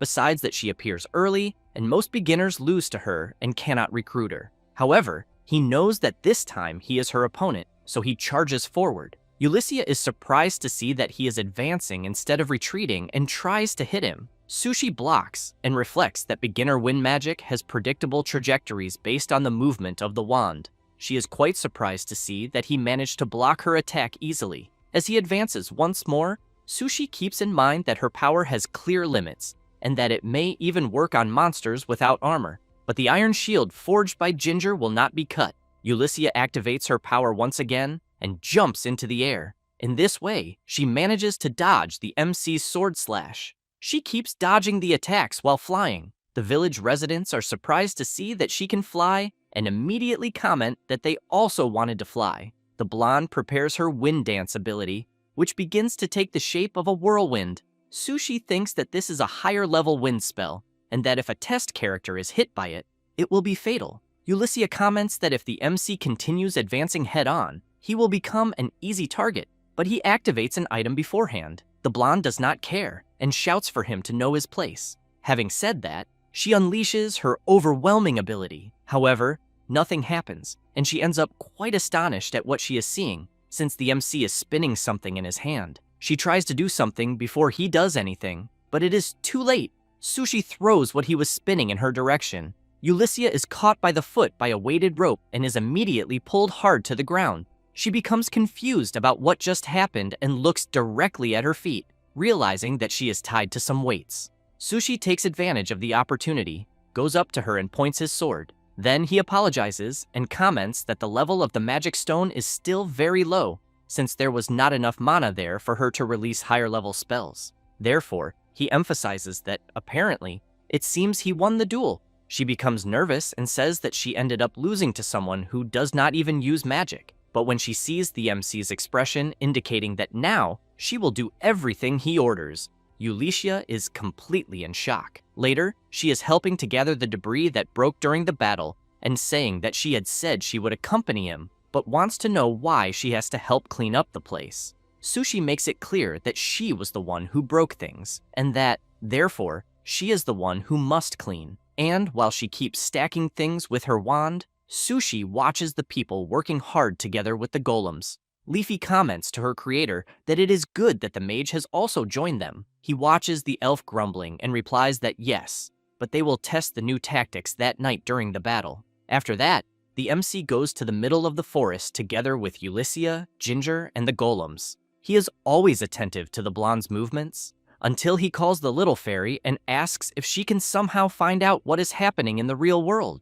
She tries to check, but soon replies that she cannot, and says that besides the change of the game master's name, there does not seem to be any change in last. Sushi comments that there are parts of the game's flow that differ from the original, so he wants to know whether it is because he is there in the world of last, or if there is another reason, because he fears that in this way, he will not get anywhere. Then he concludes that he needs to reach level 100 as quickly as possible. Leafy becomes confused and asks him to be clearer. The MC explains that if he reaches level 100, he will be able to enter the tower. Leafy tinkers with the system and comments that apparently this tower was added in the last update. Sushi comments that even with developer mode, there is a limit to what he can do in normal gameplay mode, and that, to go beyond that, he will need the power of the tower. Then, he hears the elf calling him. She wants to know how long they will continue walking deeper into the forest.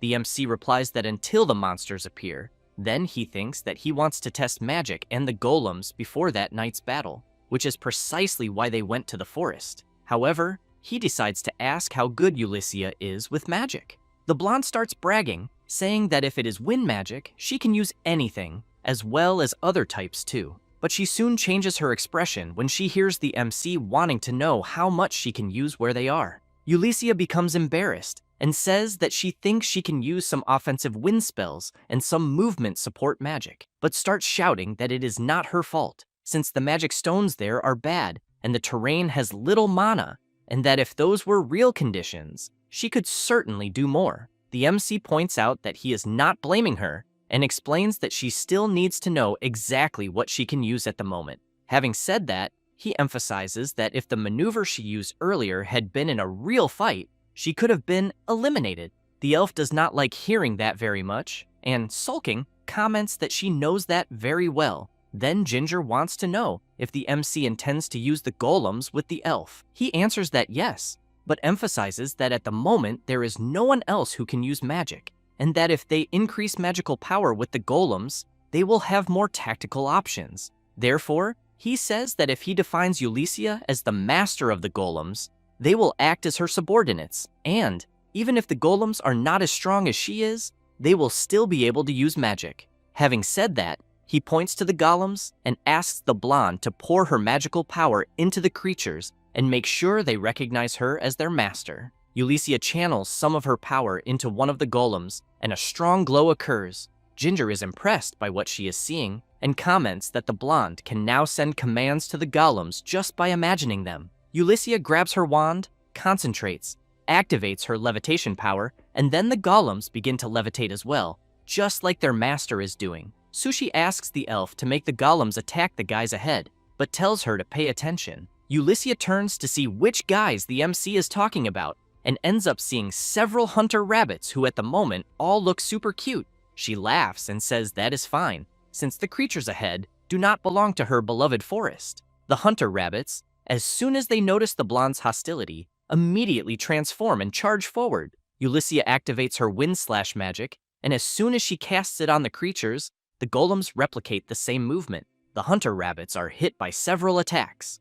Ulyssia gets excited and runs after the creatures together with the golems, and as she gets a little closer, she orders the golems to eliminate the creatures at once. The golems and the elf attack simultaneously. Some rabbits are eliminated and others flee in fear. The blonde decides not to chase them and soon wants to know what the MC thought of her performance. He makes it clear that the golems' abilities are proportional to their master, and that, therefore, she should not neglect her training. Ulyssia does not like hearing that, takes a deep breath, and says that she had already said she understood. Sushi comments that he thinks it is good that she really understood, because they will need to use this in a real fight. Meanwhile, in the real world, Wataru is furious, since things are still not going as planned, and apparently he will need to take a more aggressive action. He says this while watching the MC inside the game. Back inside the game, it is already night, and the system informs that the MC needs to survive one more night. Now, he has one more ally and some golems to help defend the base. Sushi warns everyone that the monsters are approaching and that everyone should follow the plan. That said, he calls for Ulyssia and makes it clear that her movements will be the key to success. She replies that she knows and tells the MC to relax. Wald shouts that the monsters have arrived. The goblins start entering the base, and this time, they are equipped with swords and shields, until a larger goblin appears behind the others and lets out a roar, which makes the other goblins excited for battle. The MC realizes that the creatures have started fighting in an organized manner and that as the base level increases, apparently the enemy tactics become more and more advanced. Then, he looks at Anamona and concludes that they need to raise their own tactics to the next stage as well. The huntress orders the archers to fire their arrows, and while the goblins are being hit, the MC thinks that first they broke the enemy line formation with long-range attacks, and then it is Ulyssia's turn, as she advances at high speed along with the golems, and wherever they pass,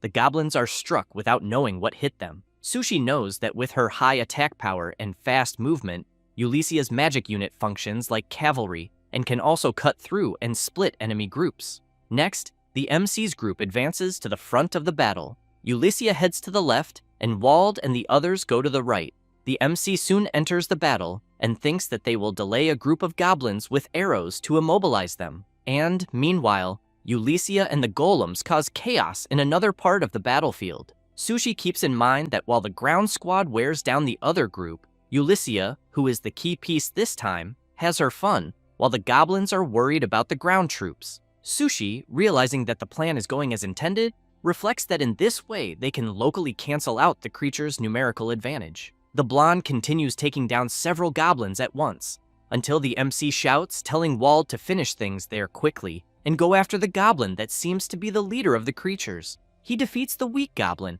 and comments that he did not even need to say it. Being so, he gets excited and says that the big one is his. That said, he rushes toward the goblin that appears to be the leader of the lesser goblins. However, Ulyssia appears shouting, telling Wald to get out of her way. He is surprised by the elf's sudden appearance, and she charges through, striking the creatures. Wald has to jump to the side so he is not hit as well. Sushi is surprised by Ulyssia's attitude. Wald, on the other hand, gets nervous and shouts, wanting to know what the blonde thinks she is doing. He responds by shouting that he was the one who stepped in front of her. At that moment, a creature appears in front of Wald, and the MC shouts, telling him to pay attention. Wald manages to block the attack at the last second, but is heavily pressured by the creature's strength. Sushi tells Wald to hold the goblin the way he is doing, that he is already arriving. Being so, with a quick movement, the MC delivers a slash to the creature. Wald lets go of the goblin and shouts, saying that now it is his turn.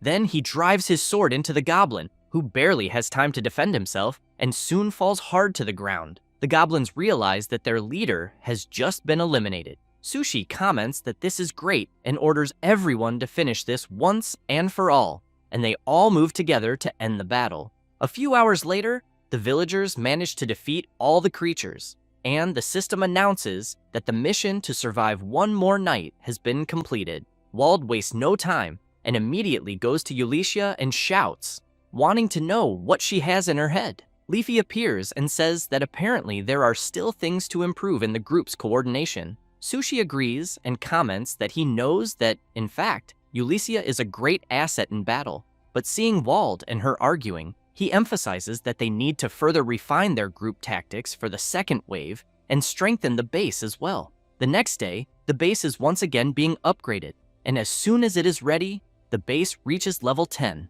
Wald looks around and comments that it has become even bigger again. Ulyssia comments that it does not reach the level of elven creation magic, but that the power of the magic stone there is not bad at all either. Sushi stays at a distance observing the surroundings, and Leafy says that they managed to level up in time. Sushi agrees, but points out that it was by a very small margin, since he has in mind that wanting to increase the level before the second wave, they invested all their knowledge and effort into gathering resources. And that, thanks to people like Anamona and Ulyssia, whom he normally would not be able to recruit in a regular match, they managed to gather the maximum amount. Leafy comments that now that the base has reached level 10, something will happen. Sushi agrees and says that this means more NPCs will be added. Being so, the MC shouts for everyone to clear the square because more players are about to arrive. That said, a glow appears in the sky, and soon a beam of light descends into the center of the village. Everyone watches attentively, and from the light, more people come out to help in the village. Sushi approaches them and comments that he is sure they are confused. Then he asks them to let him explain the situation to everyone. And after some time explaining the situation, one of the people shouts saying that the MC is joking since they were dragged there for no reason and forced to fight monsters. Next, a woman asks the MC to send them back. Sushi comments that he is very sorry and makes it clear that there is no way to send them back. Sylvan approaches saying that, even so, they have houses and food there, and that, for now, living there is the only real option. The guy from before keeps shouting, wanting to know what the old man is talking about, and then points his finger at the MC and says that he was the one who kidnapped everyone there. At that moment, Wald draws everyone's attention and comments that he has seen this type of reaction somewhere before, but as he tries to speak, he realizes he is not good at talking to people and bursts into laughter. The people soon want to know who the hell he is and ask Wald to stay out of it. Hearing that is a shock to Wald, and he immediately becomes serious and makes it clear that they tried to be kind. And, as he tries to charge at the new residents, two people hold Wald back so he does not mess things up. The other villagers are stunned by the shouting happening there, until Anamona asks if they should deal with that night's attack only with the current members. Sushi answers no, and emphasizes that the scale of the attack will only increase, and that it will be difficult unless they increase their numbers as well. The huntress watches the furious Wald and thinks that if they do not reach a consensus, she believes things may get out of control. The MC just takes a deep breath, thinking that he needs to resolve this as quickly as possible. A few hours later, the women of the base continue working and talking. In the workshop, Ginger is showing the new residents how the artisan craft works. Aisel is watching the new children play. The new residents who can fight are gathered at the training field. Sushi shouts, warning that the monsters will not have mercy on them for being new. That said, he emphasizes that if they do not want to be eliminated, they must prepare properly. The guy from before, who was upset about being taken there by force, just keeps observing things without saying anything. Later, dinner is being served and several people are in the dining hall. The new residents are talking and eating, while the old residents are talking about what they will do later. Sylvan tries to get a little more drink, but the woman refuses to give him more, and the new residents notice this, and the woman and the guy from before do not like it. Sushi notices this and thinks that unfortunately, they will be going into battle still carrying so many uncertainties. Then he considers that perhaps that night's fight might really be difficult, and it does not take long for the 12th day of surviving the night to arrive. While Wald and the others fight, one of the new residents trembles in fear of getting involved in the battle. Wald notices this and shouts, wanting to know what the guy is doing, because he needs to fight harder and push forward so he is not forced back. Being so, he gathers his courage and starts fighting. His partner eliminates a goblin, and the MC comments that he is doing well, but asks him to stay calm and observe his surroundings. Next, Sushi watches Aisel helping his rookie partner and thinks that he added one new NPC to each squad and assigned the rest to base defense, since he knows that flooding the front lines with unreliable members would only bring the risk of a total collapse. Meanwhile, in the center of the base, Leafy is observing the new residents standing around until a guy asks what they are doing and tells them to take their positions quickly. However, the new residents do not care at all and just walk away. Leafy notices this and does not like it one bit. Back in the battle, the archers in the watchtower are trying to keep the surrounding goblins at bay. The MC thinks that the tactics from the last battle should work that night as well. At that moment, Ulyssia flies in with the golems and comments that now it is her turn, and they go out, causing quite a mess on the battlefield. The blonde laughs and says that goblins never learn. The MC, seeing that the elf has opened a path, shouts for everyone to keep advancing. While the older residents defeat some goblins, the new residents begin to struggle to move forward, but Ulyssia appears shouting that it is time to open the way again. Sushi replies that it is fine, since they are managing in that area. The elf once again eliminates several goblins at once, thus opening another gap in the front line. She laughs and says she is already ready for the next stage and once again goes out carving a path through the battlefield until a red light points from the center of the forest and leaves the blonde quite startled. A goblin appears from the middle of the forest, charging straight at her. Ulysses cannot dodge and ends up being struck and thrown hard to the ground. More goblins begin to emerge from the forest. The blonde grabs her wand and says she would never have imagined being ambushed by a bunch of inferior beings. Sushi is intrigued by this and shouts that it is a second wave. Wald asks what they are going to do. The MC replies that he will help the elf since she is at a numerical disadvantage and close combat is not her strong point. That said, both of them run to help her. However, several goblins block the path, intending to stop them from passing. Wald, while fighting a goblin, wants to know what the hell happened, since it almost seems like the creature suddenly gained more stamina. Sushi looks to the side when he hears a rookie scream after being struck. Then he thinks that the situation has become more difficult because the enemy pressure is too much for the new recruits to handle. And, watching Ulysses struggle, he questions why there was an ambush, since he knows that goblins should not use such tactics on day 12. At that moment, the recruit who was attacked begins to tremble in fear and soon runs away, fleeing the battlefield and shouting that he does not want to be eliminated. Next, 2 more recruits run away as well, afraid of being eliminated. Sushi fears that at this rate, the front line will collapse and the goblins will invade the base. From atop the wall, one of the new residents is watching what is happening around and sees the other 2 recruits fleeing the battle in desperation. Being so, he looks at the other residents who arrived with him and nods, saying that the time has come. Meanwhile, Ulysses does not give up fighting and casts her Windblade skill, until, if it were not for a golem defending her, she would have been struck from the side without even noticing. Then, she becomes nervous, since she is being overwhelmed. Leafy runs to her creator and says that a huge problem has happened, since some of the new NPCs who arrived have fled the base. The MC becomes nervous, since besides having difficulties on the front line,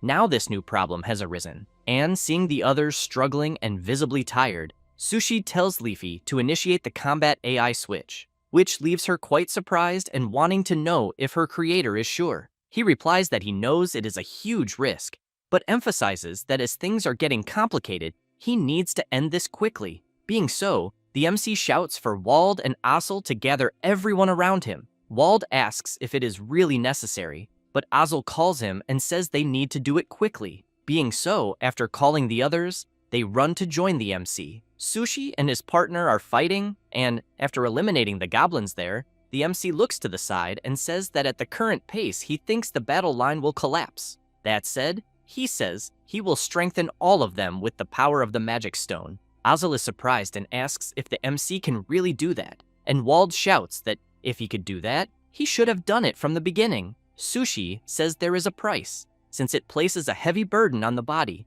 and that because of that, he cannot use it for long, but that if they do not hold their ground there, they will have no hope of winning. Wald makes it clear that if they do not win, they will be doomed anyway, so he tells the MC to just do it. Being so, Sushi tells them to turn their backs. And the combat AI selection system asks the MC to choose. He thinks that since he is logged in through developer mode, he can change the AI that controls the NPC's movements to something more powerful. However, he keeps in mind that altering the combat AI overloads the characters, and that in the worst case scenario, the NPC's memory may be corrupted, leading to their elimination. So he knows that this is a double-edged sword that he cannot use all the time. And as soon as he selects the exceed option, he tells everyone that it is done. Azel is impressed, and Wald comments that he feels immense power running through him. The MC makes it clear that this will not last long, and that they need to meet up with Ulysses quickly. While running, Azel notices something, since he is seeing that apparently the enemies seem much slower. And while they fight to open a path to reach the elf, Wald comments that it is too easy and asks for more goblins to appear. Where Ulysses is, she is having to retreat while fighting several goblins at the same time. However, she realizes that she is heading straight toward where there are even more goblins and becomes worried since she thinks she will not be able to move in time. The goblins shout and charge at her, but one of the creatures is struck directly by a sword slash. The elf notices that reinforcements have just arrived. Sushi shouts, asking if she is okay. Wald emphasizes that they went there to save her skin. Ulysses crosses her arms and says she did not need help, since she was already going to handle the situation alone, until suddenly, a guy drops to his knees on the ground, and Wald immediately turns around asking what is happening. The guy starts coughing up some blood, and Asel also becomes worried, asking if he is okay. Sushi says that it is the price of the strengthening magic and that they will not last much longer either. Then he makes it clear that since they do not have time, they need to defeat the goblin leader as quickly as possible. That said, the MC tells the elf to leave the golems on defense and for the others to prepare for the attack. Ulysses activates her wind dance magic, and while she opens a path, the others follow behind, advancing. The elf's attack strikes several goblins at once, and the ground troops advance on the goblins that are scattered. Sushi runs toward a group of goblins and quickly thinks of something, and as he throws the sword, he tells Asel to use it as a step and jump. The boy wastes no time, jumps onto the MC, and while one of the goblins is struck in the foot by the MC's sword, Asel propels himself forward and eliminates the goblin leader. After managing to survive the second goblin horde, everyone is being treated in the center of the base. One of the people is complaining that his body hurts a lot and that he will never do this again. Sushi appears saying that Asel did very well, but wants to know if his body is okay. The boy thanks him, but says he is in a bit of pain, until Leafy appears apologizing to her creator for not having managed to stop the deserters. He comments that there is nothing to be done, but that in any case he wants to know if she knows where they went. The fairy says that apparently it seems they are trying to leave the forest. Sushi takes a deep breath and comments that the monsters will block them and they will return soon. Next, he looks at the people being treated and comments that there are 2 days left until the next wave and that they need to build a stronger defense system. Meanwhile, in the middle of the forest where the deserters are, the one responsible for the rebellion comments that the food has been secured and that he thinks it should last until they leave the forest. And as they continue walking deeper into the forest, a creature watches them from the top of a tree. After that, the MC returns to the base and sees the warehouse completely messy. He comments to Leafy that apparently the residents who fled had stockpiled supplies to escape. Thus, on the morning of the 13th day, they cleaned up the mess from the previous night and rebuilt the formation. Then, everyone sat down and talked in detail with the newly arrived NPCs. From there, old and new members got to know each other. In this way, the MC felt that a basic shared understanding had been reached among the residents. And, after nightfall, thanks to this, they managed to enter the night of the 13th day fully prepared. However, as a precaution, they added more variations to Ulysses' tactics. And as soon as she, together with the golems, faced a group of goblins, Ulysses wondered if the inferior beings were really daring to confront her. As she moves to the right, she comments that she will only delay them. Thus, she activates her magic and attacks several goblins at once. In this way, the enemies who failed to react to her new movements became confused, and it was easier to defeat them than on the previous day. However, Sushi knew that even so, the creature's learning speed was really very fast, since he had in mind that this was clearly different from what had been set, so he really wanted to know what the hell was going on. And as the 14th day of defense arrived, the system warns that the Great Stampede would occur, so everyone prepared to survive another stampede. At that moment, a noise happens in the middle of the forest, and several animals appear running desperately, and it doesn't take long for the creatures to appear, all heavily armed, but this time some bring catapults. And as soon as one of the goblin leaders appears in the front group, the other creatures shout. Sushi shouts, saying to Ulysses that he will be counting on her, who in turn, while preparing her arrows embedded with fire, comments that fire is not exactly her specialty, but even so, she will do her best. Having said that, she fires several arrows that hit the ground where several creatures are gathered. In this way, she activates a mine trap and generates a huge explosion, eliminating several goblins within the blast radius. Sushi shouts, giving the order for the others to advance, and the goblins also advance to confront them, and another frenetic battle begins. Asel shouts, asking to keep the right side secure. Anamona from the top of the watchtower comments that she will eliminate the enemies approaching from the left, so she wants the other archers not to wait for a signal and to keep shooting non-stop. Several arrows are launched at once, and the goblins advancing near the watchtower are hit. Asel remains firm on the right, preventing the enemies from advancing. However, some goblins manage to get close to the wall, but but one of the residents inside the barrier notices the goblin's intention and quickly shouts, warning the others inside that the creatures are approaching rapidly. Meanwhile, Leafy is hoping everyone holds on. Meanwhile, the MC continues doing his part, eliminating several goblins, and thinks that at least their initial formation has held firm so far. But he wants to see how the enemy will respond. At that moment, some people walk strangely toward the wall. From above, a guy notices this movement and comments to his partner that there are people approaching, until, upon observing more closely, they realize that they are the residents who had fled. The guy quickly comes down from his post and comments that in the end, the traitors have returned, but that it is still fine, and that he will let them in. And, upon opening the gate, he says that there is a battle happening right ahead, and that they should grab weapons and help. But he ends up very surprised, as he sees that the residents who had fled are all turned into zombies. And as soon as everyone hears a strange noise, they immediately turn to see what is happening. Leafy sees some residents being eliminated at the entrance of the wall by the zombies, and is shocked, thinking she cannot believe what she is seeing, just like the other residents, who also try to understand what is happening. The zombies begin to advance into the base, and the fairy becomes worried, since the residents have turned into undead. At that moment, one of the residents, still not understanding, asks one of the zombies what is wrong with him, but ends up having to dodge quickly to avoid being hit. Leafy remains confused about what is happening, because she knows that such a phenomenon should only occur later. However, she knows that her creator is currently busy fighting on the front line, but even so, she needs to notify him immediately and begins to interact with the system until she finds what she was looking for and thinks that it should be enough. Thus, Sushi is surprised since he is seeing a call from Leafy, and while fighting, he thinks that apparently voice chat also works, and that he had ignored it, thinking it was just a feature for friends. Then he answers the call and is quite surprised to hear Leafy shouting, saying that the undead have invaded the base. Sushi wants to know how that is possible. The fairy explains that the undead NPCs who escaped are invading the production base. While fighting a goblin, the MC hears Leafy saying that the creatures have already invaded the interior. He thinks that the event where NPCs are turned into undead by enemy magic should not happen before level 30, and since the enemy's magic should not even exist at this moment, he questions why this is happening. Meanwhile, on the other side of the battle, the elf is fighting frenetically. Then, Ulyssia launches her wind-cutting ability together with the golems, but this time the goblins have shields and block the attack. She becomes worried, and after trying her attack in several ways again, and seeing that the goblins are blocking it, she thinks this is becoming very irritating, until she hears a noise and immediately turns to see what it is.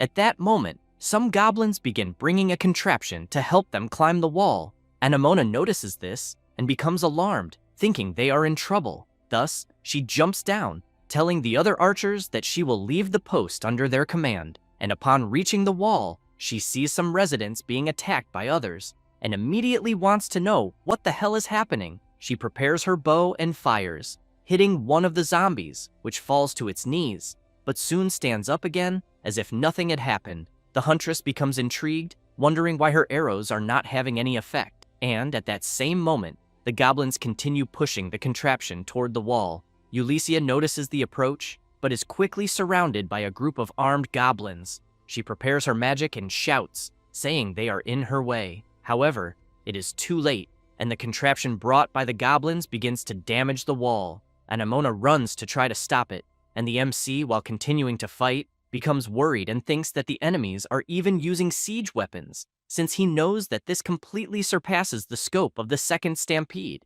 And to make matters worse, the goblin leader is still very far from the battle. At that moment, with the help of the contraption, the goblins manage to reach the top of the wall. Ulyssia is still surrounded by the group of goblins, and Aesel and Wald are very busy fighting on the front line. Sylvan, upon seeing the goblins entering the base, starts running and shouting. Leafy prepares for the worst, and the MC reflects that at this rate, he fears they will be overwhelmed. Then he questions what he will do, but soon decides to help the base, and shouts asking the residents around him to regroup with Wald. Having said that, he rushes at full speed to defend the base.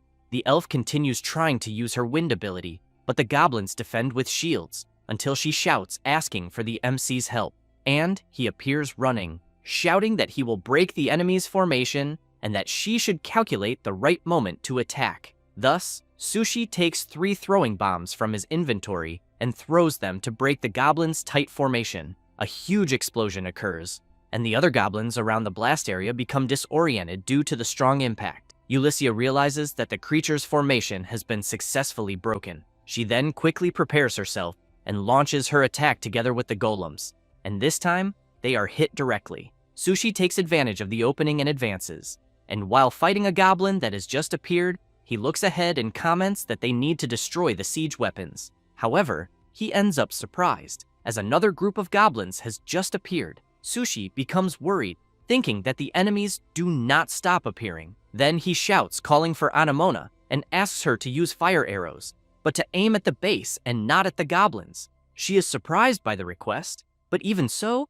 she decides to follow it and gives the signal. The archers at the top of the watchtower prepare the fire arrows and then launch them. Some goblins are hit, as well as the main target, the siege weapons, but the battle in several areas continues to be frenetic. The MC, while defeating another goblin, thinks that he is not managing to advance, until he sees another call from Leafy, and upon answering, he apologizes to the fairy and says that it will take a little longer for him to reach where she is. However, he comments that there should be holy water that she made stored in the warehouse, so he asks Leafy to use it. She is surprised and comments that she cannot interfere in the game. Sushi asks her to use the text dialogue interruption function, which surprises her even more, since she has in mind that this function allows developers to edit NPCs and that, if she uses such a function, she can forcibly alter the NPC's dialogue text. Leafy says that she understands and asks if, by using the function her creator requested, she will be able to tell everyone what she wants to say. He replies that yes, and emphasizes that it is difficult to use because it seems artificial, but at the moment they have no choice. Thus, Leafy wastes no time and activates this function. Then she turns and sees Mr. Sylvan fighting against an undead, so she looks for him in the text dialogue interruption list, and, after selecting him and making the change, Sylvan shouts, asking everyone inside the base to listen to him carefully. Then he explains that the weakness of the undead is holy water, and that they need to bring it from the warehouse immediately. One of the residents asks what the old man just said. Sylvan shouts, asking them not to waste time and to run to the warehouse to bring the holy water. The residents run off, commenting that they did not understand very well, but that they will follow the request. But as soon as several residents leave the place where they were, the zombies advance towards Sylvan, who becomes very frightened and, while running away, shouts warning that the holy water is the one in the glass bottles. Leafy thinks that with this, she believes they managed to defeat the undead. However, the old man ends up falling to the ground, and a zombie quickly approaches him, and he becomes worried, thinking if he will be able to defend himself, until one of the residents shouts to the old man and asks if what he is holding are the bottles of holy water. Sylvan looks to see, and as the zombie gets closer, shouts asking the resident to throw the bottle quickly. The resident then throws the bottle and hits the zombie's head directly, causing the bottle to break and the holy water to spread. With this, the zombie begins to scream in pain, and Sylvan watches the reaction up close. The zombie soon falls to the ground, and the person who was cursed returns to normal. Thus, the residents begin to throw bottles of holy water at the undead. Leafy informs the MC that they managed to handle the situation inside the base. He says that he understands, and, since he is a bit busy, entrusts her to handle the situation there. She becomes confused by this, but says that she understands. Meanwhile, near the wall, the residents manage to destroy the goblins and the siege weapons. However, they become frightened upon hearing a loud noise. Ulyssia, who is closer to the forest, cannot believe what she is seeing. The MC, upon seeing this as well, comments that this is not a monster that should appear at this moment, and that because of that, he thinks things are becoming a bit suspicious, since several trolls, gigantic creatures with immense strength, have appeared, and that even though they are not intelligent, ranged attacks do not work, and they soon charge forward. Sushi dodges the first attack, and Ulyssia prepares her skill and launches it at the troll, but is completely shocked, as her attack has no effect at all. Sushi dodges another attack and shouts warning the elf that ranged attacks will not work against trolls. Anamona, seeing the creatures approaching, comments that at this rate, the wall will not hold. She then prepares an arrow, and as soon as she fires, the arrow is repelled by the creature's tough body. The huntress thinks of something and runs toward the troll, which in turn lands a direct hit on the wall. The residents are frightened, as they did not think the wall would be broken so easily. Anamona approaches the huge creature, takes her dagger, and prepares for direct combat. Meanwhile, the MC, while dodging attacks, thinks that he knows the NPCs are getting stronger faster, but on the other hand, the enemies are too. At that moment, Ulyssia loses her patience and shouts for the troll to get out of her way, but due to this carelessness, she is struck by a punch from the creature and thrown hard to the ground. And while she is down, she watches the troll approaching. Meanwhile, where the huntress is, she is also hit by a blow and becomes very worried, thinking that the troll is indeed very strong. Sushi sees everyone struggling and thinks that apparently the troll may be very difficult for them, until Ulyssia flies into the air and shouts, saying that the troll has really crossed the line. Having said that, she begins to recite an elven chant and gather power. Then she concentrates everything in her hand, prepares herself, and at incredible speed, lands a direct blow on one of the trolls and knocks it out. She laughs and says that it is a pity for the creature, as she is not an ordinary mage. At that moment, Anamona dodges the troll's punch, runs along the creature's arm, jumps into the air, and comes down stabbing her dagger into the beast's face. And thus, she manages to deal heavy damage to the troll, returns to the ground, laughs, and comments that taking down big ones is what gives the most pleasure. The MC, upon seeing this, is completely surprised and immediately remembers when the huntress had said that sometimes they take lives and sometimes theirs are taken. But even so, it was no one's fault. Thus, Sushi smiles and comments that he had not yet managed to get rid of his own prejudices. Then he advances, delivering a critical slash to the troll's leg, dealing heavy damage. The MC takes a deep breath and thinks that, as the creator, he cannot afford to be pathetic. Then he fills himself with confidence and prepares to go all out against the troll. Meanwhile, Anamona runs to dodge another troll attack and, while grabbing something from her pouch, thinks that trolls tend to be attracted to shiny things. So she throws a bright gold coin into the air, making the troll look up. She takes advantage of the opportunity, jumps along the creature's arm, prepares her dagger, and lands another slash on the troll's eye, which then tries to smell the hunter to locate her. Anamona grabs something from her pocket and thinks that she knows trolls have a keen sense of smell, and as soon as it comes at her, she throws a vial of pepper into its face and concludes that this sense of smell is its weakness. Upon inhaling the pepper, the creature drops to its knees. Anamona approaches the troll, grabs her dagger, and comments that as long as it is a living creature, its weak points do not change. Then she looks at the troll's neck and eliminates it. Meanwhile, Ulyssia is also fighting a troll. She tries to block the enormous creature's punch, and then once again channels her power and lands a tremendous punch right in the middle of the troll's face. As soon as it looks forward, the elf delivers another powerful punch. The creature loses some balance, but soon tries to strike Ulyssia in various ways, yet she manages to dodge all the attacks. Then she uses her power and throws the remains of siege weapons at the troll. After that, she moves behind the creature and lands another punch. The troll loses its balance, but Ulyssia does not stop attacking until the troll can no longer stand and collapses to the ground. The elf approaches, laughs, shoves her hand into the creature's mouth, and activates her cutting wind ability, finishing the troll from the inside out. She ends up covered in blood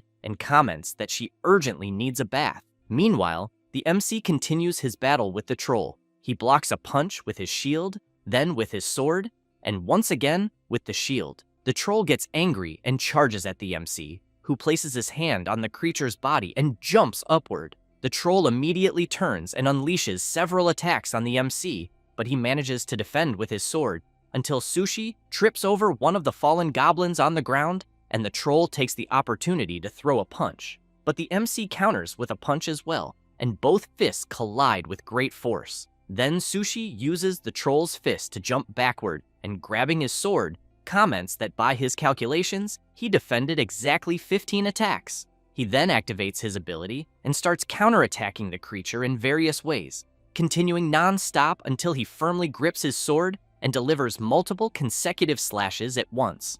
The massive troll cannot withstand it and collapses completely defeated. Sushi plants his sword into the ground to support himself so he does not fall, takes a deep breath, and thinks that he has finally defeated the troll. Then Anamona tells him that the wall has been destroyed. Ulysses asks what they will do, because if they go on the defensive, they will slowly lose. Sushi emphasizes that if the base falls, everything will be over, and therefore wants the two of them to protect the base while he regroups with Aesel and the others to rebuild the front line. With that, everyone heads to their positions. Meanwhile, on the other side of the tree, a creature is lurking, constantly observing the villagers' movements, and upon noticing that Anamona is distracted, prepares its dark magic. Ulysses senses something strange and immediately looks back, wondering if she really felt magical power. The hidden creature launches its dark attack, and Ulysses notices it heading straight toward the hunter, becoming alarmed and questioning what to do, and within seconds decides to step in front of the attack and takes an arrow. As soon as the fairy falls heavily to the ground, Anamona shouts in concern. Sushi turns upon hearing the hunter's scream, then looks toward the forest and sees the strange creature watching him and laughing. The MC is alarmed, wondering if it is a magical goblin and if it is the one controlling everything there. Then he thinks about the appearance of the trolls, the siege weapons, and the villagers turned into undead. With that, he starts running, and Anamona shouts for him to wait and not go alone. Sushi tells her to take care of Ulysses, enter the base, and reinforce the defenses. With that, he goes after the magical goblin, which in turn just keeps laughing. After that, Anamona carries Ulysses to the base, and as soon as they approach the entrance, the hunter shouts that there are many injured and that they need to be treated. After placing the elf on the ground to receive care, she looks back and sees several unconscious villagers. Then Ginger tells everyone to get out of the way because he will begin emergency repairs on the wall. Some villagers help by carrying and placing logs on the damaged section of the wall. Anamona jumps onto the wall and begins to observe the battlefield. Wald is fighting non-stop until Aesel shouts for him, and then, while blocking one goblin, attacks another and asks where their leader is. Wald replies that he can see him but cannot get close, as he is behind several lesser goblins. Anamona comments that the enemy boss will not be easy to defeat either, and, while preparing her arrow, says she is worried about the MC, but knows she cannot leave. With that, she fires the arrow and eliminates another goblin. Leafy becomes worried and shouts, asking if her creator is fighting alone, who in turn has his hand on the ground, very tired, and, to make matters worse, is surrounded by flames. Concerned, he tries to look back to see where the magical goblin is, and, upon noticing more flaming arrows coming toward him, jumps to the side to avoid being hit. Then, he takes a dagger from his inventory and throws it. The magical goblin notices the attack's intent and jumps aside to dodge, but soon continues firing arrows that force the MC to keep running to avoid being hit, until he stops and thinks that even though he is dodging the magical attacks, none of his critical attacks are activating. Then he sits on the ground behind a tree to rest briefly and reflects that, in his current state, he cannot even use a powerful long-range attack, and that, at this pace, he fears he will lose. Then, he is surprised to hear someone calling him, and, when he looks up, sees that it is Leafy and immediately asks what she is doing there. The fairy looks back and says that apparently the enemy he is fighting is a goblin mage, but she knows that such a creature should not appear in just the second wave of monsters. Sushi says that there is definitely some kind of interference, then thinks of Wataru and believes it can only be him. However, he tells Leafy that he will deal with that later, because first they must defeat the enemy right in front of them. Leafy flies upward and says she will find the enemy's location, and it does not take long for her to spot something. And from high above, she sees a goblin mage hidden at the top of a tree. So Leafy signals to the MC, and he nods, indicating he understood.